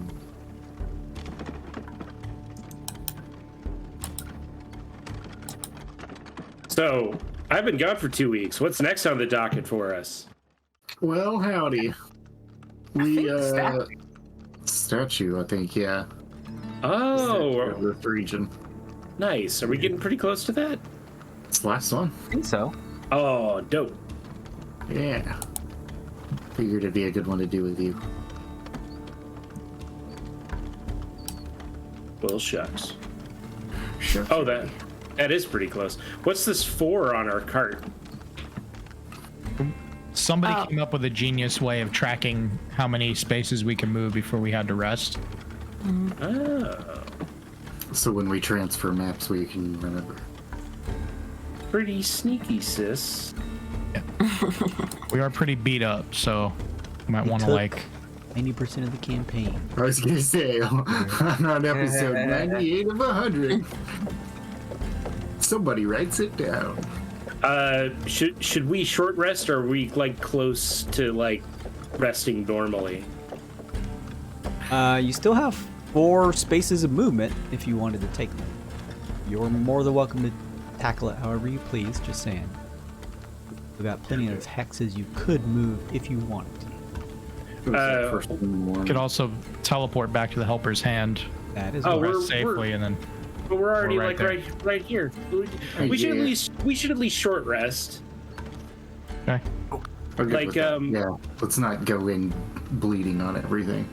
But it is light we time. So We need to I'll know knock what out. our actual health is to do that. Oh, Yeah. I have here. I remember we will mine. transition you back. I was at 6. That's pretty easy to remember. Yeah. Cool. Thank you. All right, I'm just gonna roll a bunch of shit. Get this over with. Update these tokens. Short rest, yeah? Yeah. Yeah. Yep. Yeah. And once Is you've all everybody marked? updated your tokens, make sure and let me know. Move those over. What the fuck? 6. Hey, I'm back to full. Wow, Jesus. 9, 19. It's 19. Let's try 3 more, I guess. Wow, jeez Louise, these rolls suck. All right, well, fuck. Well, I'm gonna be making the most out of this short rest, I tell you. By using, oh my god, I've rolled like nothing but 1s and 2s. What is this? Nonsense. I just used all of my hit dice, and I may not get back up to full. I can heal you with some spells. Let's see. I'm close enough to full after this, but I did use every single one of my hit dice to do it. Where? All right. So I rolled and it didn't report it anywhere. It just said it used it. Yeah, you have to click the roll hit dice button, not the short rest button. Ah. That's why you're smart. Well, that's what my wife tells me. I'm skeptical personally.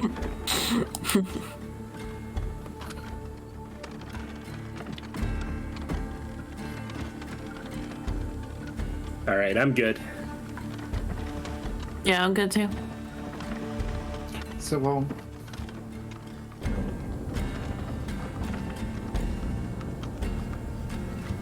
All right, let's move your tokens. Tyne, did you do healing? I did, yeah, not 53. Update your token. there it is.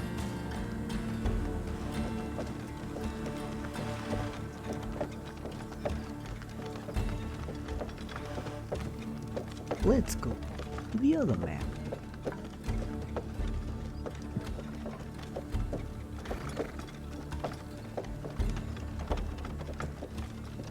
Copy Shadow. Don't forget to copy Shadow. So you don't have to make him again. Yeah, I figured you put him there. Take him. Cool. Okie dokie, let's swap back to the other.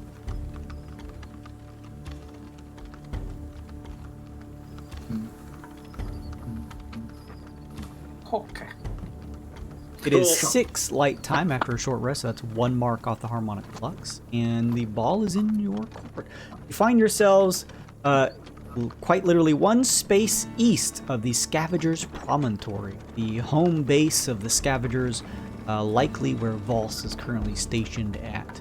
But there's also a potential face statue down to the south of you. Anything else you want? Jimmy, lead the way. Jimmy here. We don't have to tell him about destroying his prized construct. To the face statue. There was a reward put out for the return of Bleachler. Oh, is that this checklist one? We have to go to each of these checklist things? No, there was. I don't think you were here. They returned to the Helpers Hand Guild last session. It was Forte who checked the quest board, and one of them was a new note mentioning that there would be a gold reward for the rescue of Fleechler, being captured and taken as a prisoner to the Scavengers Promenade. Well, maybe if we do this checklist for Valse, he will relinquish his prize or be more keen to do so. If that's something anyone is interested in. I don't know. I think we decided that we were mostly. To the face statue! Especially since we destroyed most of his creations there, it's probably not a good idea to try and do something nice for him. Probably. It might have gone rogue, but I'll not dilute this conversation to the face statue! Wait, statue. All right, ping me. Pangus, Dagus, this one. What? Yeah, that puts you at 3, and that puts you at 8 light time. You got 3 more. Ping me. Actually, hang on. Let me just make sure. Moving here, the harmonic flux begins to light up, or adjacent. Bing, bing, bing, bing, bing. Let's go. Oh, surely. Yeah, surely it's right there. It's got to be. Here, that's gonna put you 2 hexes available to travel at your face. That's gonna put you at 10 light time. That's another mark off the harmonic flux mana. And it is here as you are beginning to pull up in the distance. See statue. Hey. Good, not a light stone. As you pull up, raining Blightstones. as you pull up to the statue, it is similar to the others.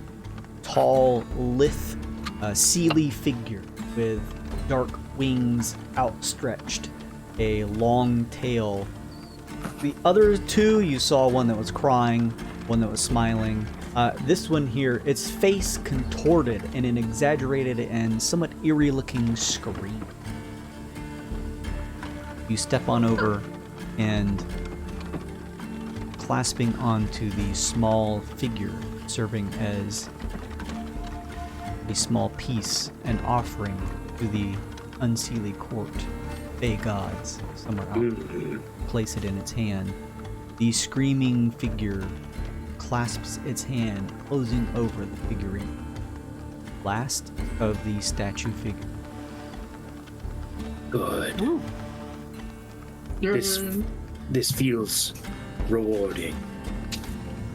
Let's see. I'm trying to find in my notes here. Do we need to return to the House of Bones after this? If you're looking for the reward from delivering the statue quest, you need to return to the state. Then that should be our next stop. Let's take a long way around the Blightstones. Oh, did you guys find another scuttlebug while I was gone? No. Okay. No. So here's the thing. Vols told us to go here, so we know there is something to check out there, even if we don't help Vols. We could kind of like swing around, around the Blightstones and then wind up at Dreadmore. I think it was just that's where one of their mining operations is. We're picking stuff up to bring back to them. Oh. Vols had mentioned that he's very busy and doesn't have a lot of time to leave the promontory, so he had tasked you with going to each of the dig sites that were operated by the scavengers to grab checklists that they have of the items that they've been able to pilfer out of the nearby caves, mines, and occasional people passing by, and to return them to Vols so he can check them out. And in return, he could offer rare resources of gold. What if we just go there and Yank their shit. take the stuff and then just never turn it in? Good that. It does raise some Well, questions. to be fair, it's just a checklist. It's not the actual items. Oh, boring. Just like a catalog of what they found. Well, let's just go around it anyway. We're doing mail runs for the guy? That's even more insulting. Well, you don't have to. And in fact, we won't. Onward. All right, ping I me. am a scholar, god damn it. Right, it is here. The night gives way to light time. Time to stop. You technically could traverse one more space if you wanted. Yeah, let's do that. There's Do we Blightstones all want to about. blindly run into a Blightstone again? Okay, you're right. That was a stupid idea. Let's not do that. The black ones are the Blightstones. Yeah. So I think we're probably... Because we got pings around the Blightstones, right? Oh, yeah, we did. Or did So we? we 'Cause did, this yeah. one isn't marked. Well, the Blightstones actually are did. such a large thing that, yeah, you did get pings, but that was by the time you're in.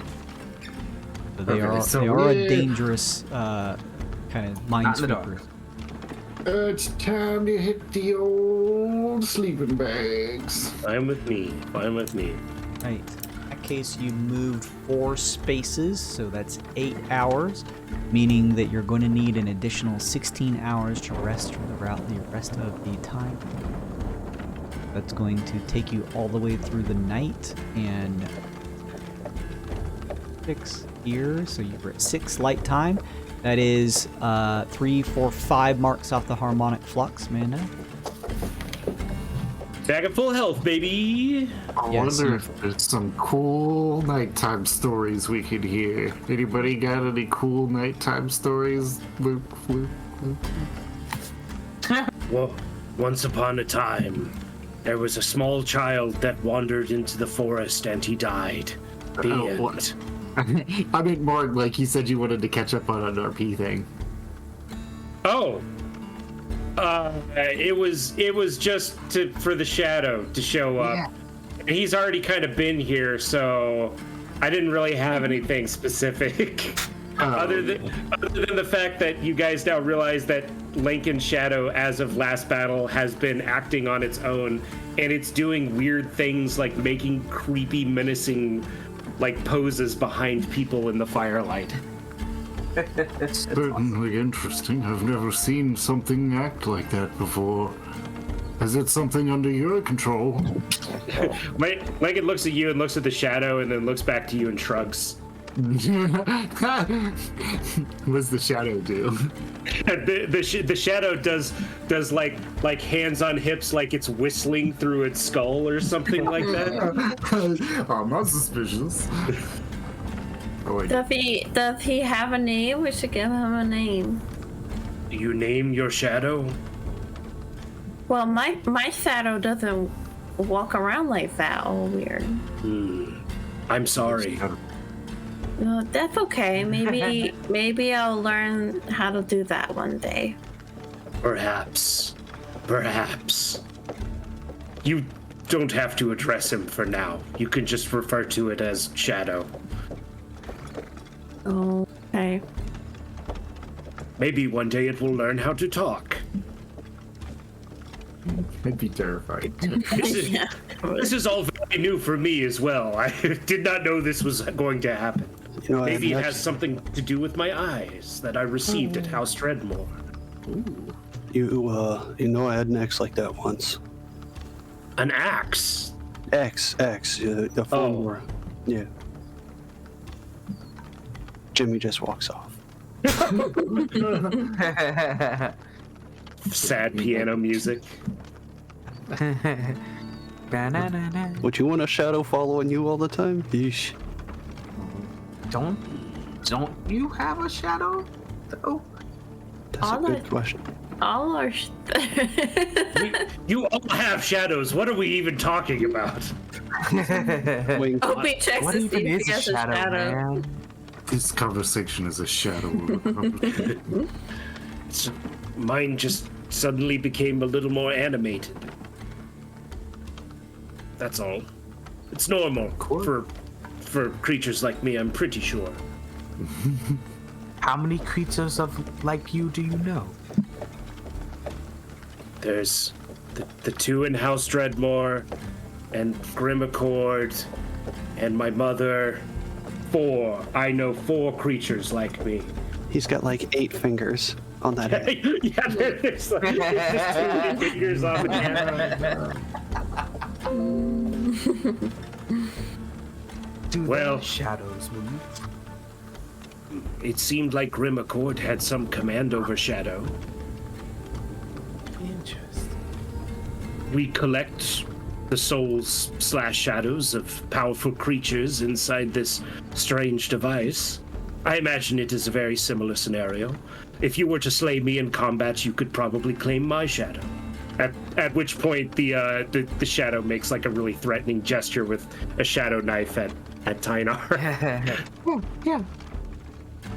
Tyne creates like a little wolf out of smoke with his pipe of smoke monsters, and it tries to chase the shadow around. They probably like actually interact with each other, like physically, Yeah. like they're wrestling on the ground. Is that shadow stabbing a smoke wolf and whispering to it? Wait, I think it just shrugs again. Well, I'm sufficiently spooked. Good night. Oh yes, you're coming into the tent with me and Shadow, right, Professor Bark? Oh, of course, that's our story. We have a new friend to share the tent with us. Just a flash frame to like this sketchy Ren and Stimpy art of Bart shivered in a corner with a screaming doll. Oh, Stimpy and Shadow, a bone pile that is a person.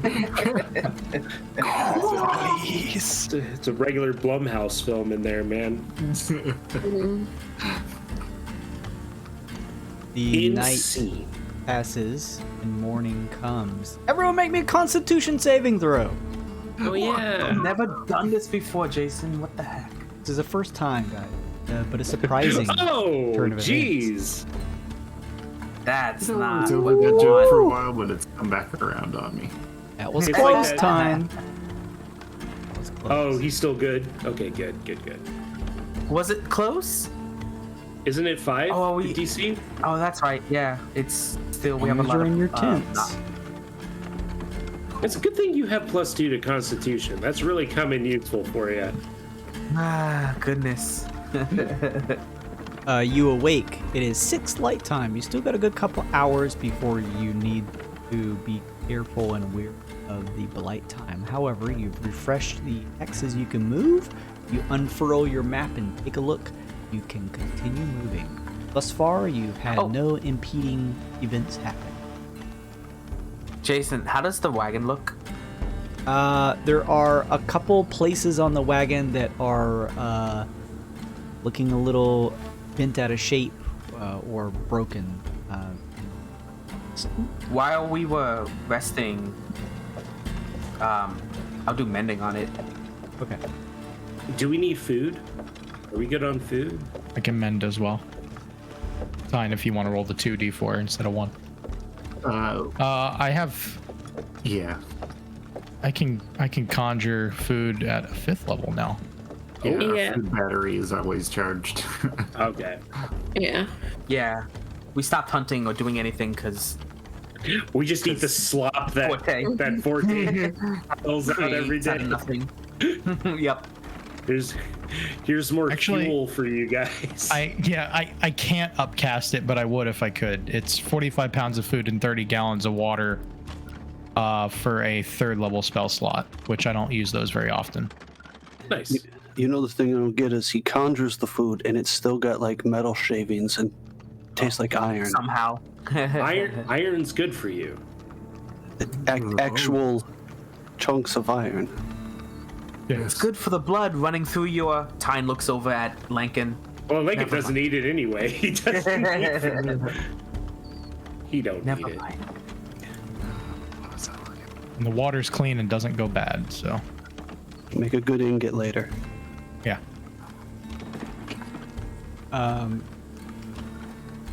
As Forte's handing out the gruel to everyone, he has that sort of like mouse moment, asking, you know, I made it to taste like chicken, but it didn't really taste like. Ended up eating. Yeah. It's confusing because you've all eaten chicken. Is he talking? Yeah, you just keep eating the same diluted version of it to the point that it just... I don't remember what it actually was like. Right. Ping me. Bingus, sorry, I'm trying to figure out how long I can wild shape, because I'm gonna eat 8th level. Never mind. Forget me. Forgot. Thank you for your time. How about here? Okay. Gift here. Good stuff. That's down 4. Take you to 8 light time. Ping me. Now, we could just... You get we could get just- a little beep from your harmonic. Yeah, we could just, like, skim by the mining camp there, like, right? Like, just to see it. Like, Yeah, you guys did 'cause that before at the one that's up here. Yeah. Scavenger Site B. Because, I don't know, maybe there's something weird about it that we want to check out. I don't I'm into it. Buck and I could fly over it. I'm not level 8th level. That's what I was looking at. You would technically have to I land. fly Speed over yet. it. You would I technically can have to fly land on that square. Or a hex, rather. Yeah, that's what I'm saying is we should do that. It doesn't commit us to the middle of the mining camp. Correct. Yeah, No, because these it's are 'cause six, it's 6 miles miles, apart. right? Yep. Yeah. So yeah, I just want to maybe toss a survival or something to see like if there's any sort of signs of weird goings on around the camp or if it's just another mining camp. And I will do a wild shape so I can check it out myself and become a bloodhawk. Put you Ooh. 10 light time. That's a mark off the harmonic flux. You Sounds become awesome. a blood hawk. Oh, I know what I can do. I've got a 60-foot fly speed, and I've got keen sight, so I have advantage on perception that uses sight. I propose a druid tag team.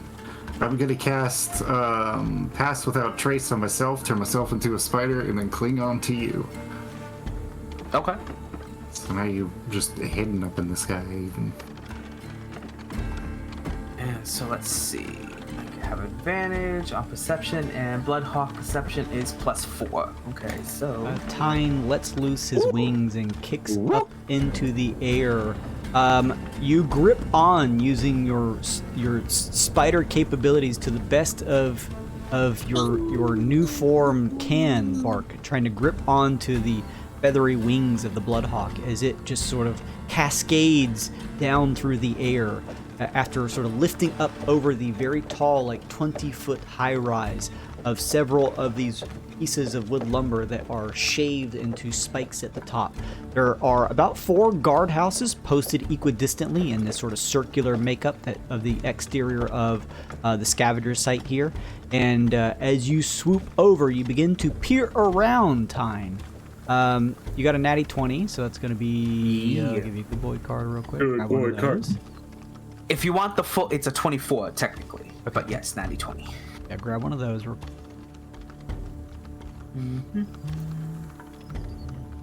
Draw.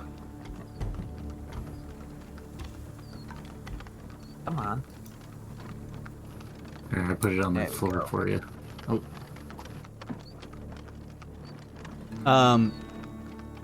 You begin to notice a couple different things. You see a dig site full of a mixture of what look like some familiar things and some unfamiliar things. The dig site here looks very similar to the scavenger site B that you previously took a minute or two to surveil. Inside, you see several what look like Duragar that are built into these metal suits that seem to be more apt to scavenge and kind of dig into the earth, along with some of the construct forms that are within this place as well. You see other creatures that sort of remind you of like maybe a scrawny gnome.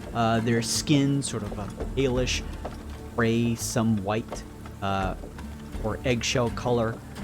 Little hair on their bodies. They have large bulging eyes, almost like they were more naturally subterranean. Most of them donning sort of pickaxes and seem to be sort of like the almost mule portion of the manual labor as they're just kind of digging into the rocks. And there's what looks like some sort of construct conveyor belt that is shifting with several pieces of rocks and minerals on it. That there seems to be one of the Duragar going over with a checklist of things. You see a couple, with your natty 20, you see a couple flyers that are sort of hanging on some of the posts that show an image with your sharp, perceptive Bloodhawk eyes of what appears to be the head and form of that autognome, a construct conductor that reads, "Warning, this unit has malfunctioned. If you see it, be wary passing it." It also mentions on it, if you are able to, bring evidence of its destruction to Vols for a reward. Oh, Yes, we're going to speed bar. I would think before I left, I would have opened a telepathic connection with Lankin, and so I would relay everything that I'm seeing as I'm seeing it. Good.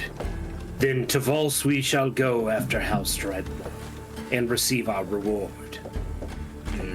Hovering over the area here, acting as natural as a Bloodhawk as you can, seeing everything that you feel is good to see. You do almost like a heel turn in the air, quickly doing a 180 to begin to return. A gust of wind from one direction, swooping to the other, buffets you, Bark, in your spider form. Please make me a Constitution. Or no, I'm sorry, a Strength saving throw. Say, Gotcha. Strength save. Oh boy. Catch you if I have to.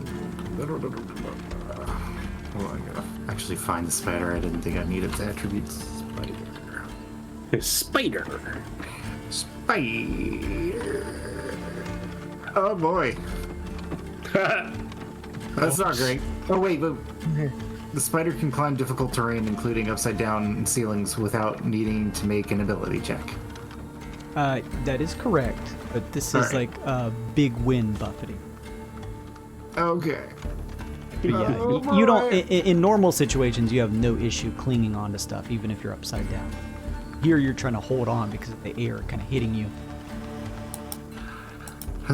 See you guys. -4.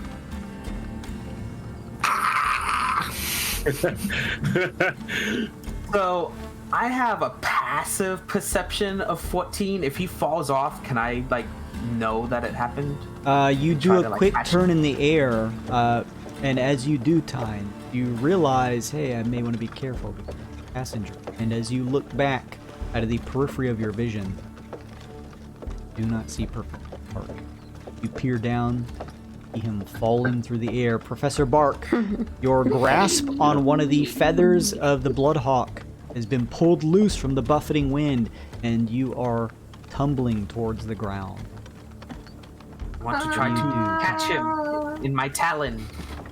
Okay, seeing this, you quickly do a 180 in the air again, this time shifting and quickly descending, dive bombing towards where you can see Professor Bark falling through the air. Give me some type of check in order to try and clasp him in your clutches.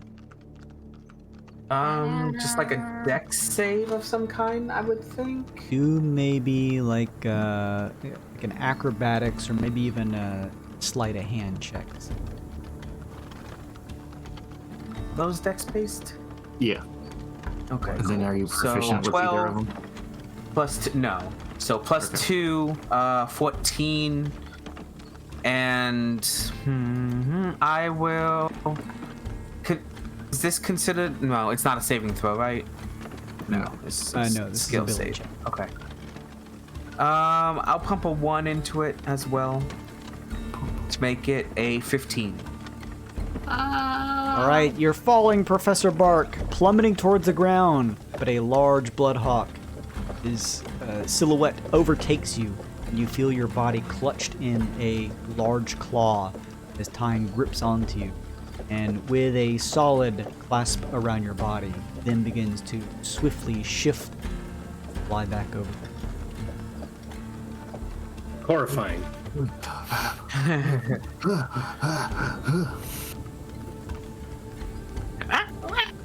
Well, I'm glad we swung around this way. Now we know we can receive a reward for our trophy of the autognome. Good thing Yeah. grabbed its head. See, you guys thought that Volf with like using it to go kill people, and that it was just terrorizing the land. And obviously, that's not the case. Well, No, it was doesn't need terrorizing the land. Yeah, he doesn't need the assistance. He does that on his own. Yeah, he sucks. I do wonder, though, our task with the checklist, maybe we take this circuitous route to our advantage and make a little coin while we explore. We also need donors, you know. Education doesn't fund itself. Do we need to do all of the checklist to get the reward per checklist, or can we do? He wants a checklist from all of the dig sites. Well, it's not terribly out of the way. Yeah, I'm fine with it if you guys are. I am, because we're gonna get rewarded twice for beating the boss. Or, well, I guess once. Yeah, let's do it. So, Okay. I guess we'll go and check in with the mining colony. With this area, yeah. So you all just pressing forward with the wagon up to the front gate. Yes. Sure. Right. As you pull up to the front gates, there are two Duragar in large, clunky steel suits. Their eyes sort of molded over with milky white, gray beards extending out from within these sort of active opening of their suits. They clasp large gauntlets in their hands, and as they see you approach, one of them looks at you and with a hoarse voice yells out, "What business do you have here?" Where's the trigger? Jimmy, I believe this is your kind of thing. Yeah, Vols. He asked us to come on down here and pick up something for him. The two Duragar look to one another, and the other one turns and "The name of your group, what is it?" We could tell them that, right? I think they already know. Yeah, I think he already knows. The Well-Wishers. All right. Wait here a minute. I'll fetch the checklist. Yeah, thank you. He turns and you see him moving his steel legs and suit up and down. Shifts over to the front door and with gauntlets loudly bangs on it 4 times. The wooden gates open and you see the Durgar disappear inside for several minutes. He eventually appears, steps over to you all, hands out. It looks to be like a several-page tome that seems to cover many of the items that seem to be hunting for, and have found the past several days. Probably like a week's worth of items here that are best of their checklist. As he hands it to me, I open up my cigar case and hand both of them a cigar. Thank you. Pleasure. They look at your cigars and both of them shake their head. No, but thank you for your help. Yeah, no problem. A question. What? You, anything else around here? You see anything around here? What do you mean? Anything wandering about? Anything interesting happen? Nasty construct of ours. Had some type of malfunction. Looks cute, but is dangerous. Watch your step in these lands. No. Thanks for the heads up. Alright, I think we'll be going now. Yeah, watch your step. Oh yeah, you see Voss send him our best, just in case he comes down here. But that wouldn't make much sense, and he just starts to walk away. No, it's just... And what? They're like confused. Everyone's just talking to themselves. They return to your post. That is one checklist. Okay. Nice. Onward. Onward. Dread more. Did silly meta question? Did seeing that outpost add anything to the discovered for Joshua Oblivia? Oh yeah. I usually update it. Gotcha. Can't.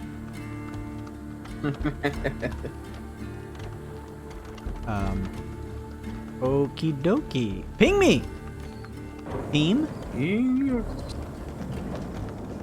Yo. You can get adjacent to a Blightstone, right? As long as you don't go in its square. No, actually no. Blightstones are so large that they are kind of like mines hidden in the ground. You don't even want to be adjacent. Although it is several miles from you to one, they can still cause you. Yeah, So elephant's this is foot too got it. close. Yeah, Okay, we gotta do the long way. We gotta two, make sure we don't have any pings go off as we're doing that trek. Good point. you're now We may have to go backwards. hit.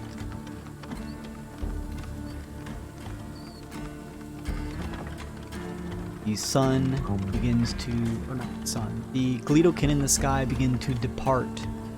And as they do, bring with them. We're gonna stop then. Again. Still have 2 spaces you can move. I have to. Well, I mean, They seem to be pretty dense. Like I can't trust that it's not going to be out here. Like Yeah. we've seen the density of these already. To expect them every other square is something that we should do. so when we got near them, though, we had a ping, though, right? No. Once we were the on square. top of it, we Yeah, got the danger of the Yeah. Blightstones is It's by not the a time you warning. get the ping, It's not a you're warning. already there. Okay, gotcha. I just wanted to already make sure. too late. So correct me if I'm wrong. If we sleep now, then tomorrow we will have just enough squares to reach House Dreadbar before having to go to sleep again.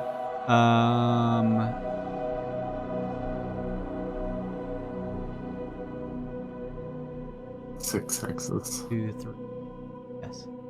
Okay, then let's rest, not risk it. Do it. Oh. Does my arrow not show up for y'all? No, I I saw see it. it. I saw it. Oh, okay. So that's going to be 6 hours you traveled, which means you need to sleep for 18 hours. So that is going to take you through Blight time. So that's 3 marks off the harmonic flux. And it's going to put you at 8 to.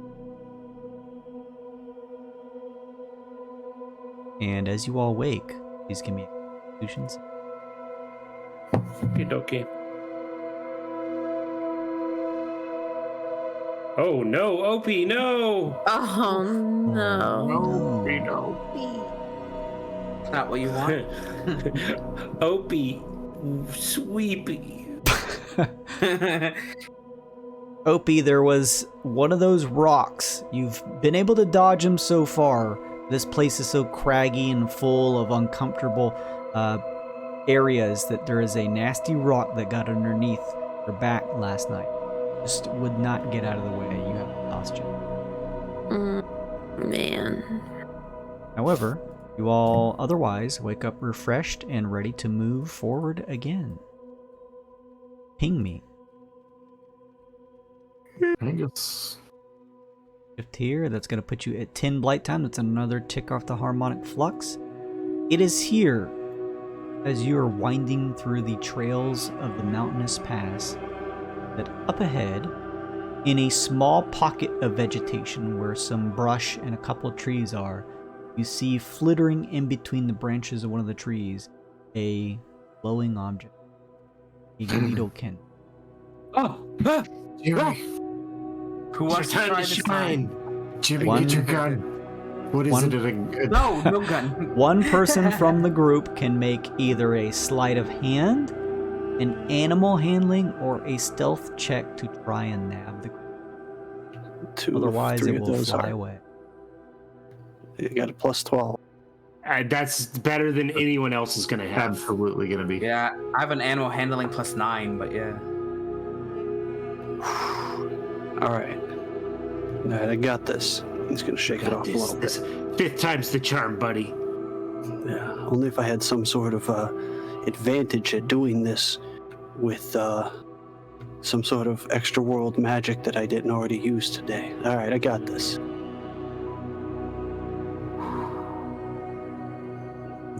So, Antissa. Patient. you It grabbed paid 3 out of the air somehow. Oh, nice. Nerdy. Like a whole swarm. Money. You do it, Mr. Miyagi. Pluck it out of the air with a chopstick. First things first, let's give you, we're kind of nearing the end of the session, but grab one of those just in case. And use it instantly.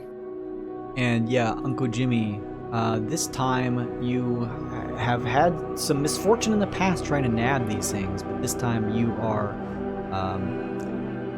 you feel confident as you begin to shift through the brush quietly, shifting on the sides of your feet.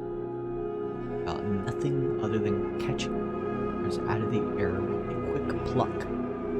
See the glow on one of the nearby branches. You can't even see the actual Gleedlekin itself, but you know exactly where it is from the slight ambient glow behind. Using your bugbear-like extendo arm, as quick as lightning, you thrust it forward and clasp around what you feel like is a pretty large Gleedlekin. And as you reel it back, you realize you instead of. Hell yeah. Blink, blink. Job, They dude. were fucking.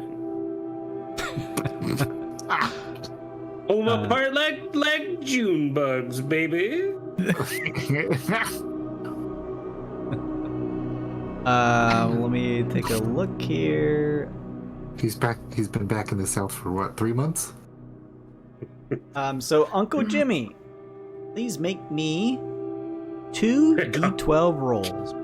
A Constitution saving throw. Fucking love bugs. Oh my gosh. 2 and a 4. All right. As you grab one of them, you bring them over to the rest of the group, and everyone is able to. We're just gonna say you're able to identify these at some point. You're able to identify one of these as a glow stike. Is this one you already have? I don't. No, doesn't sound familiar. I don't think so. Oh yeah, we do. We have that. Yep. Oh, Yep. what does it do? You have a copy. This allows you, when you roll hit dice for healing, you may re-roll any one's roll. Let's keep the new result. Oh, was Should that? have used that. Did we have that this whole Yeah, we time? have It would have saved me like 5 fucking hit dice. Oh, Remember, well. remember these. If you have any of these Gleedlekins socketed into the harmonica emitter, as long as you're within 30 feet of the wagon, these effects affect you. Dang it. And What's the then second? you Got it. We never rolled a that. 2. Yes, we do. Yeah. Let me see here. Let me just check.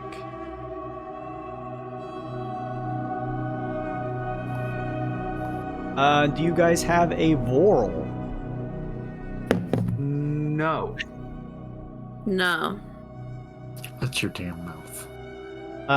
Then, if you don't mind, I actually don't have it pulled up on my computer to just copy and paste, but you may want to write or maybe punch in Mana Collection Vorl. It's VORL, Okay. Oh and god. I'll tell okay. you what it does. VO. It's VORL. Jesus. All characters have +3 items and +3 armor. It's I'm crazy. suddenly so stressed. I'm like, It's like, oh god, oh Jesus Christ. Vorl. Okay, the effect for this one is the following. Advantageous to have here. You can ignore 1 level of exhaustion. In quotations, you will not die until 7th level. Nice. Slot that shit. Slot that shit in.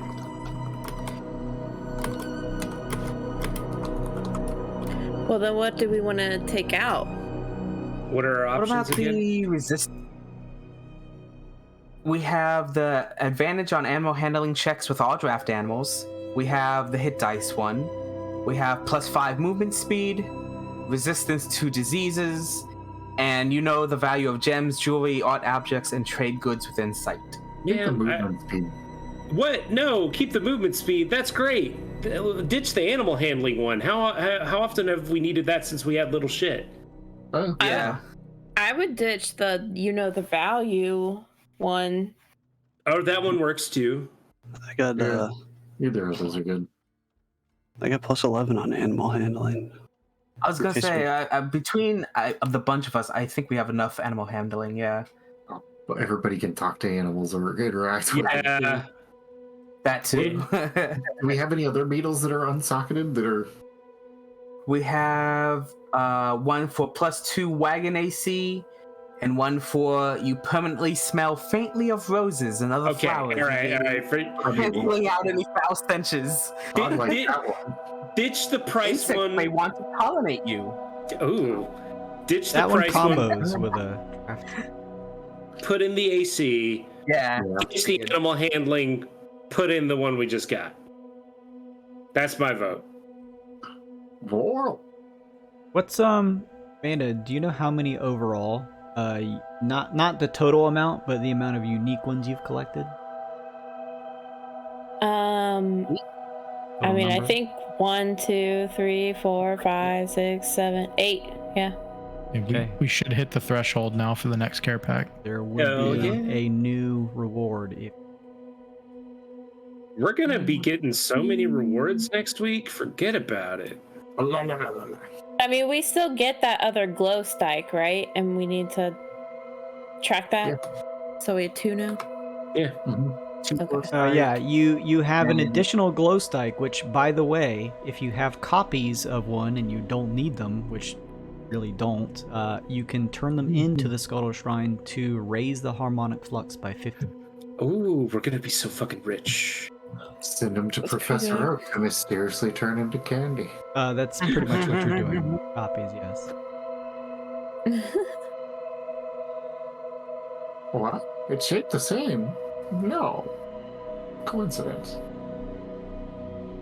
Cool. Well, that was a good job, Jimmy. Way to go. Clutch, dude. Third time's the charm. That is what they say. Technically, Opie, you are at level 0 exhaustion. Sick. Nice. You still keep that marked down, but technically it does not affect you. Okay. Okay, ping me. Here? Okay. This is when blight time begins to and take over, God damn it. like real life. Blight time keeps 5 more coming. minutes. Don't worry. 5 more minutes exactly. Gonna put you there, so I know where you're all going. You're going down here next, right? Yeah. Mm-hmm. Gonna put you at Blue Blight time. That's a tick off the harmonic flux mana. You shift here. And we're gonna, you know that you're gonna get there. And you're gonna be trekking more spots, so we're gonna go. That one more tick off the harmonic flux. You're gonna reach this place. Also, Uncle Jimmy, please give me 3 navigation checks. Oh, that's a lot. At advantage. At advantage, of course. Okay, first one you're fine. I mean, you could fish for a 20 or. I'm gonna On roll the first other one. good advantage then. And then.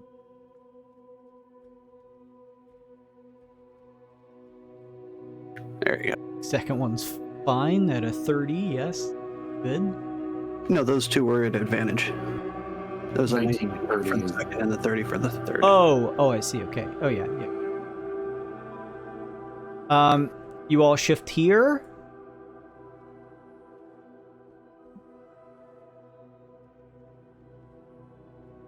As you move into this space, you all feel a innervating energy hit you all. Need everyone to please make a Constitution saving throw. Oh, dang it. Well, at least we didn't wind up directly on top of it. Yeah. But we were going to hit it no matter what. Hit one of them no matter what on the way here. Yeah. I'll use my good boy card just in case. Oh, lucky! I will also do the exact same thing. Except Fucking D10. cards. Jason, mine says I get the maximum amount of healing possible from any one source. Does that help me? Son of a bitch. No, it doesn't. Are you serious? God damn it. I rolled a 1 on my bonus D10. Fucking awesome. No. So looks like you'll be sleeping in a coffin at House Dreadmore for a few days. Resting this off. Okay, so fine. They're very comfortable. Lincoln, what would you say? 14. Okay, you receive 1 level of exhaustion that does not affect you. Whew. Okay, I can take that. Forte.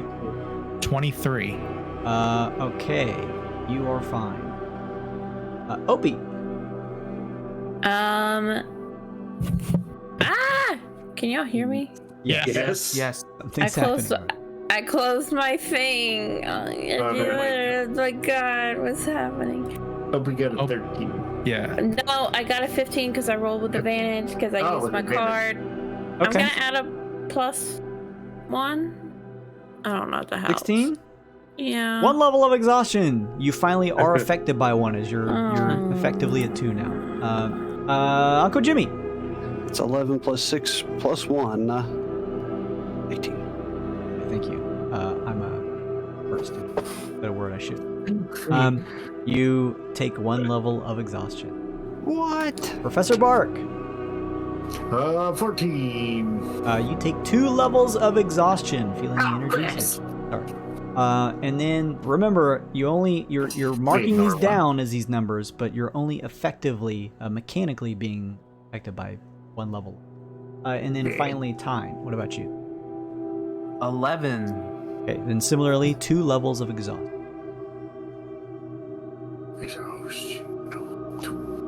And then with the final, with your final trek, you push towards House Deadmore. That is going to be 1 more check from you. Oh, Jimmy, going to be a roll for 1 level or 2? 1 level, but with the stone, it makes. Yeah, you're fine. Out. Yeah, you don't feel the effect.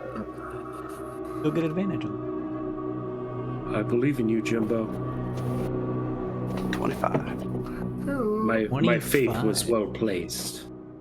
it. With a 25, you return, pushing towards House Deadmore, seeing that although you can't see the house itself because this is in blight time, you're able to pick up that it is up ahead, seeing the familiar trail that once led you up through an opening in the mountain pass, a small open valley here in the jaws of Oblivia, where House Deadmore lay, and a unique reward lies waiting for you. To visit each of these statue sites, please be unsealing. What is that reward? You will have to find out. However, you have defeated the 3 bosses of each of the regions, and in this session you have defeated the boss of the jaws of Oblivia. Next session, you will be level. Dang! Fucking, we should have been murking these bosses earlier. We almost got killed, dude. Again. I said we should have been murking them earlier.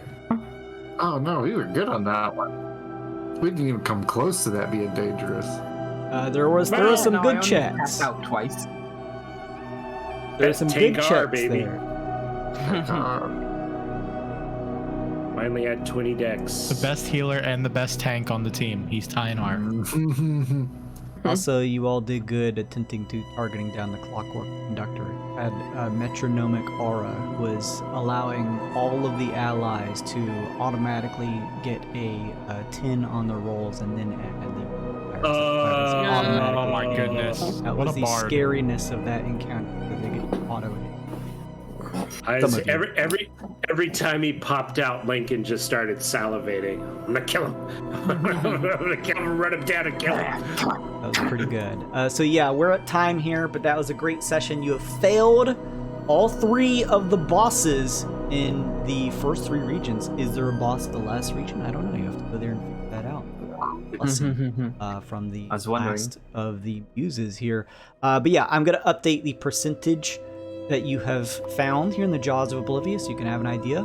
Otherwise, good stuff, everybody. Congratulations. Make sure and level your characters up to level 10. You're probably getting some pretty powerful shit at this point.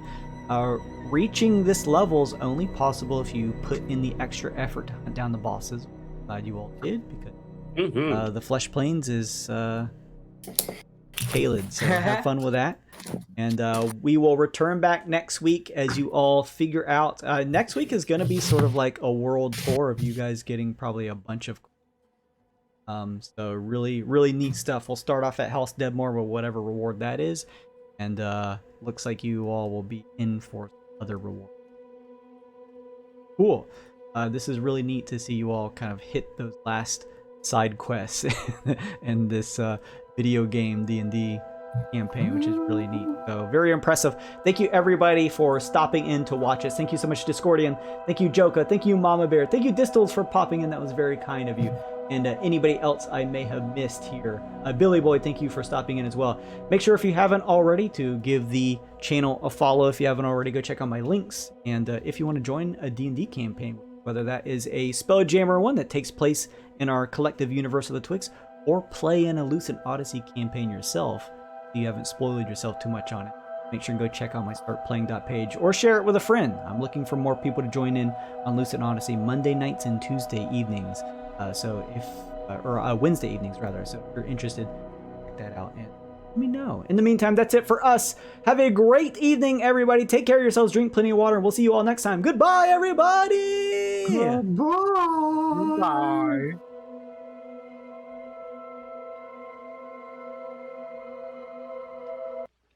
What do you guys think happened? One of the players Robbie played with got carried away and killed him. Well, that's kind of far out. Mazes and Monsters is a far-out game. Swords, poison, spells, battles, maiming, killing. Hey, it's all imagination. Is it?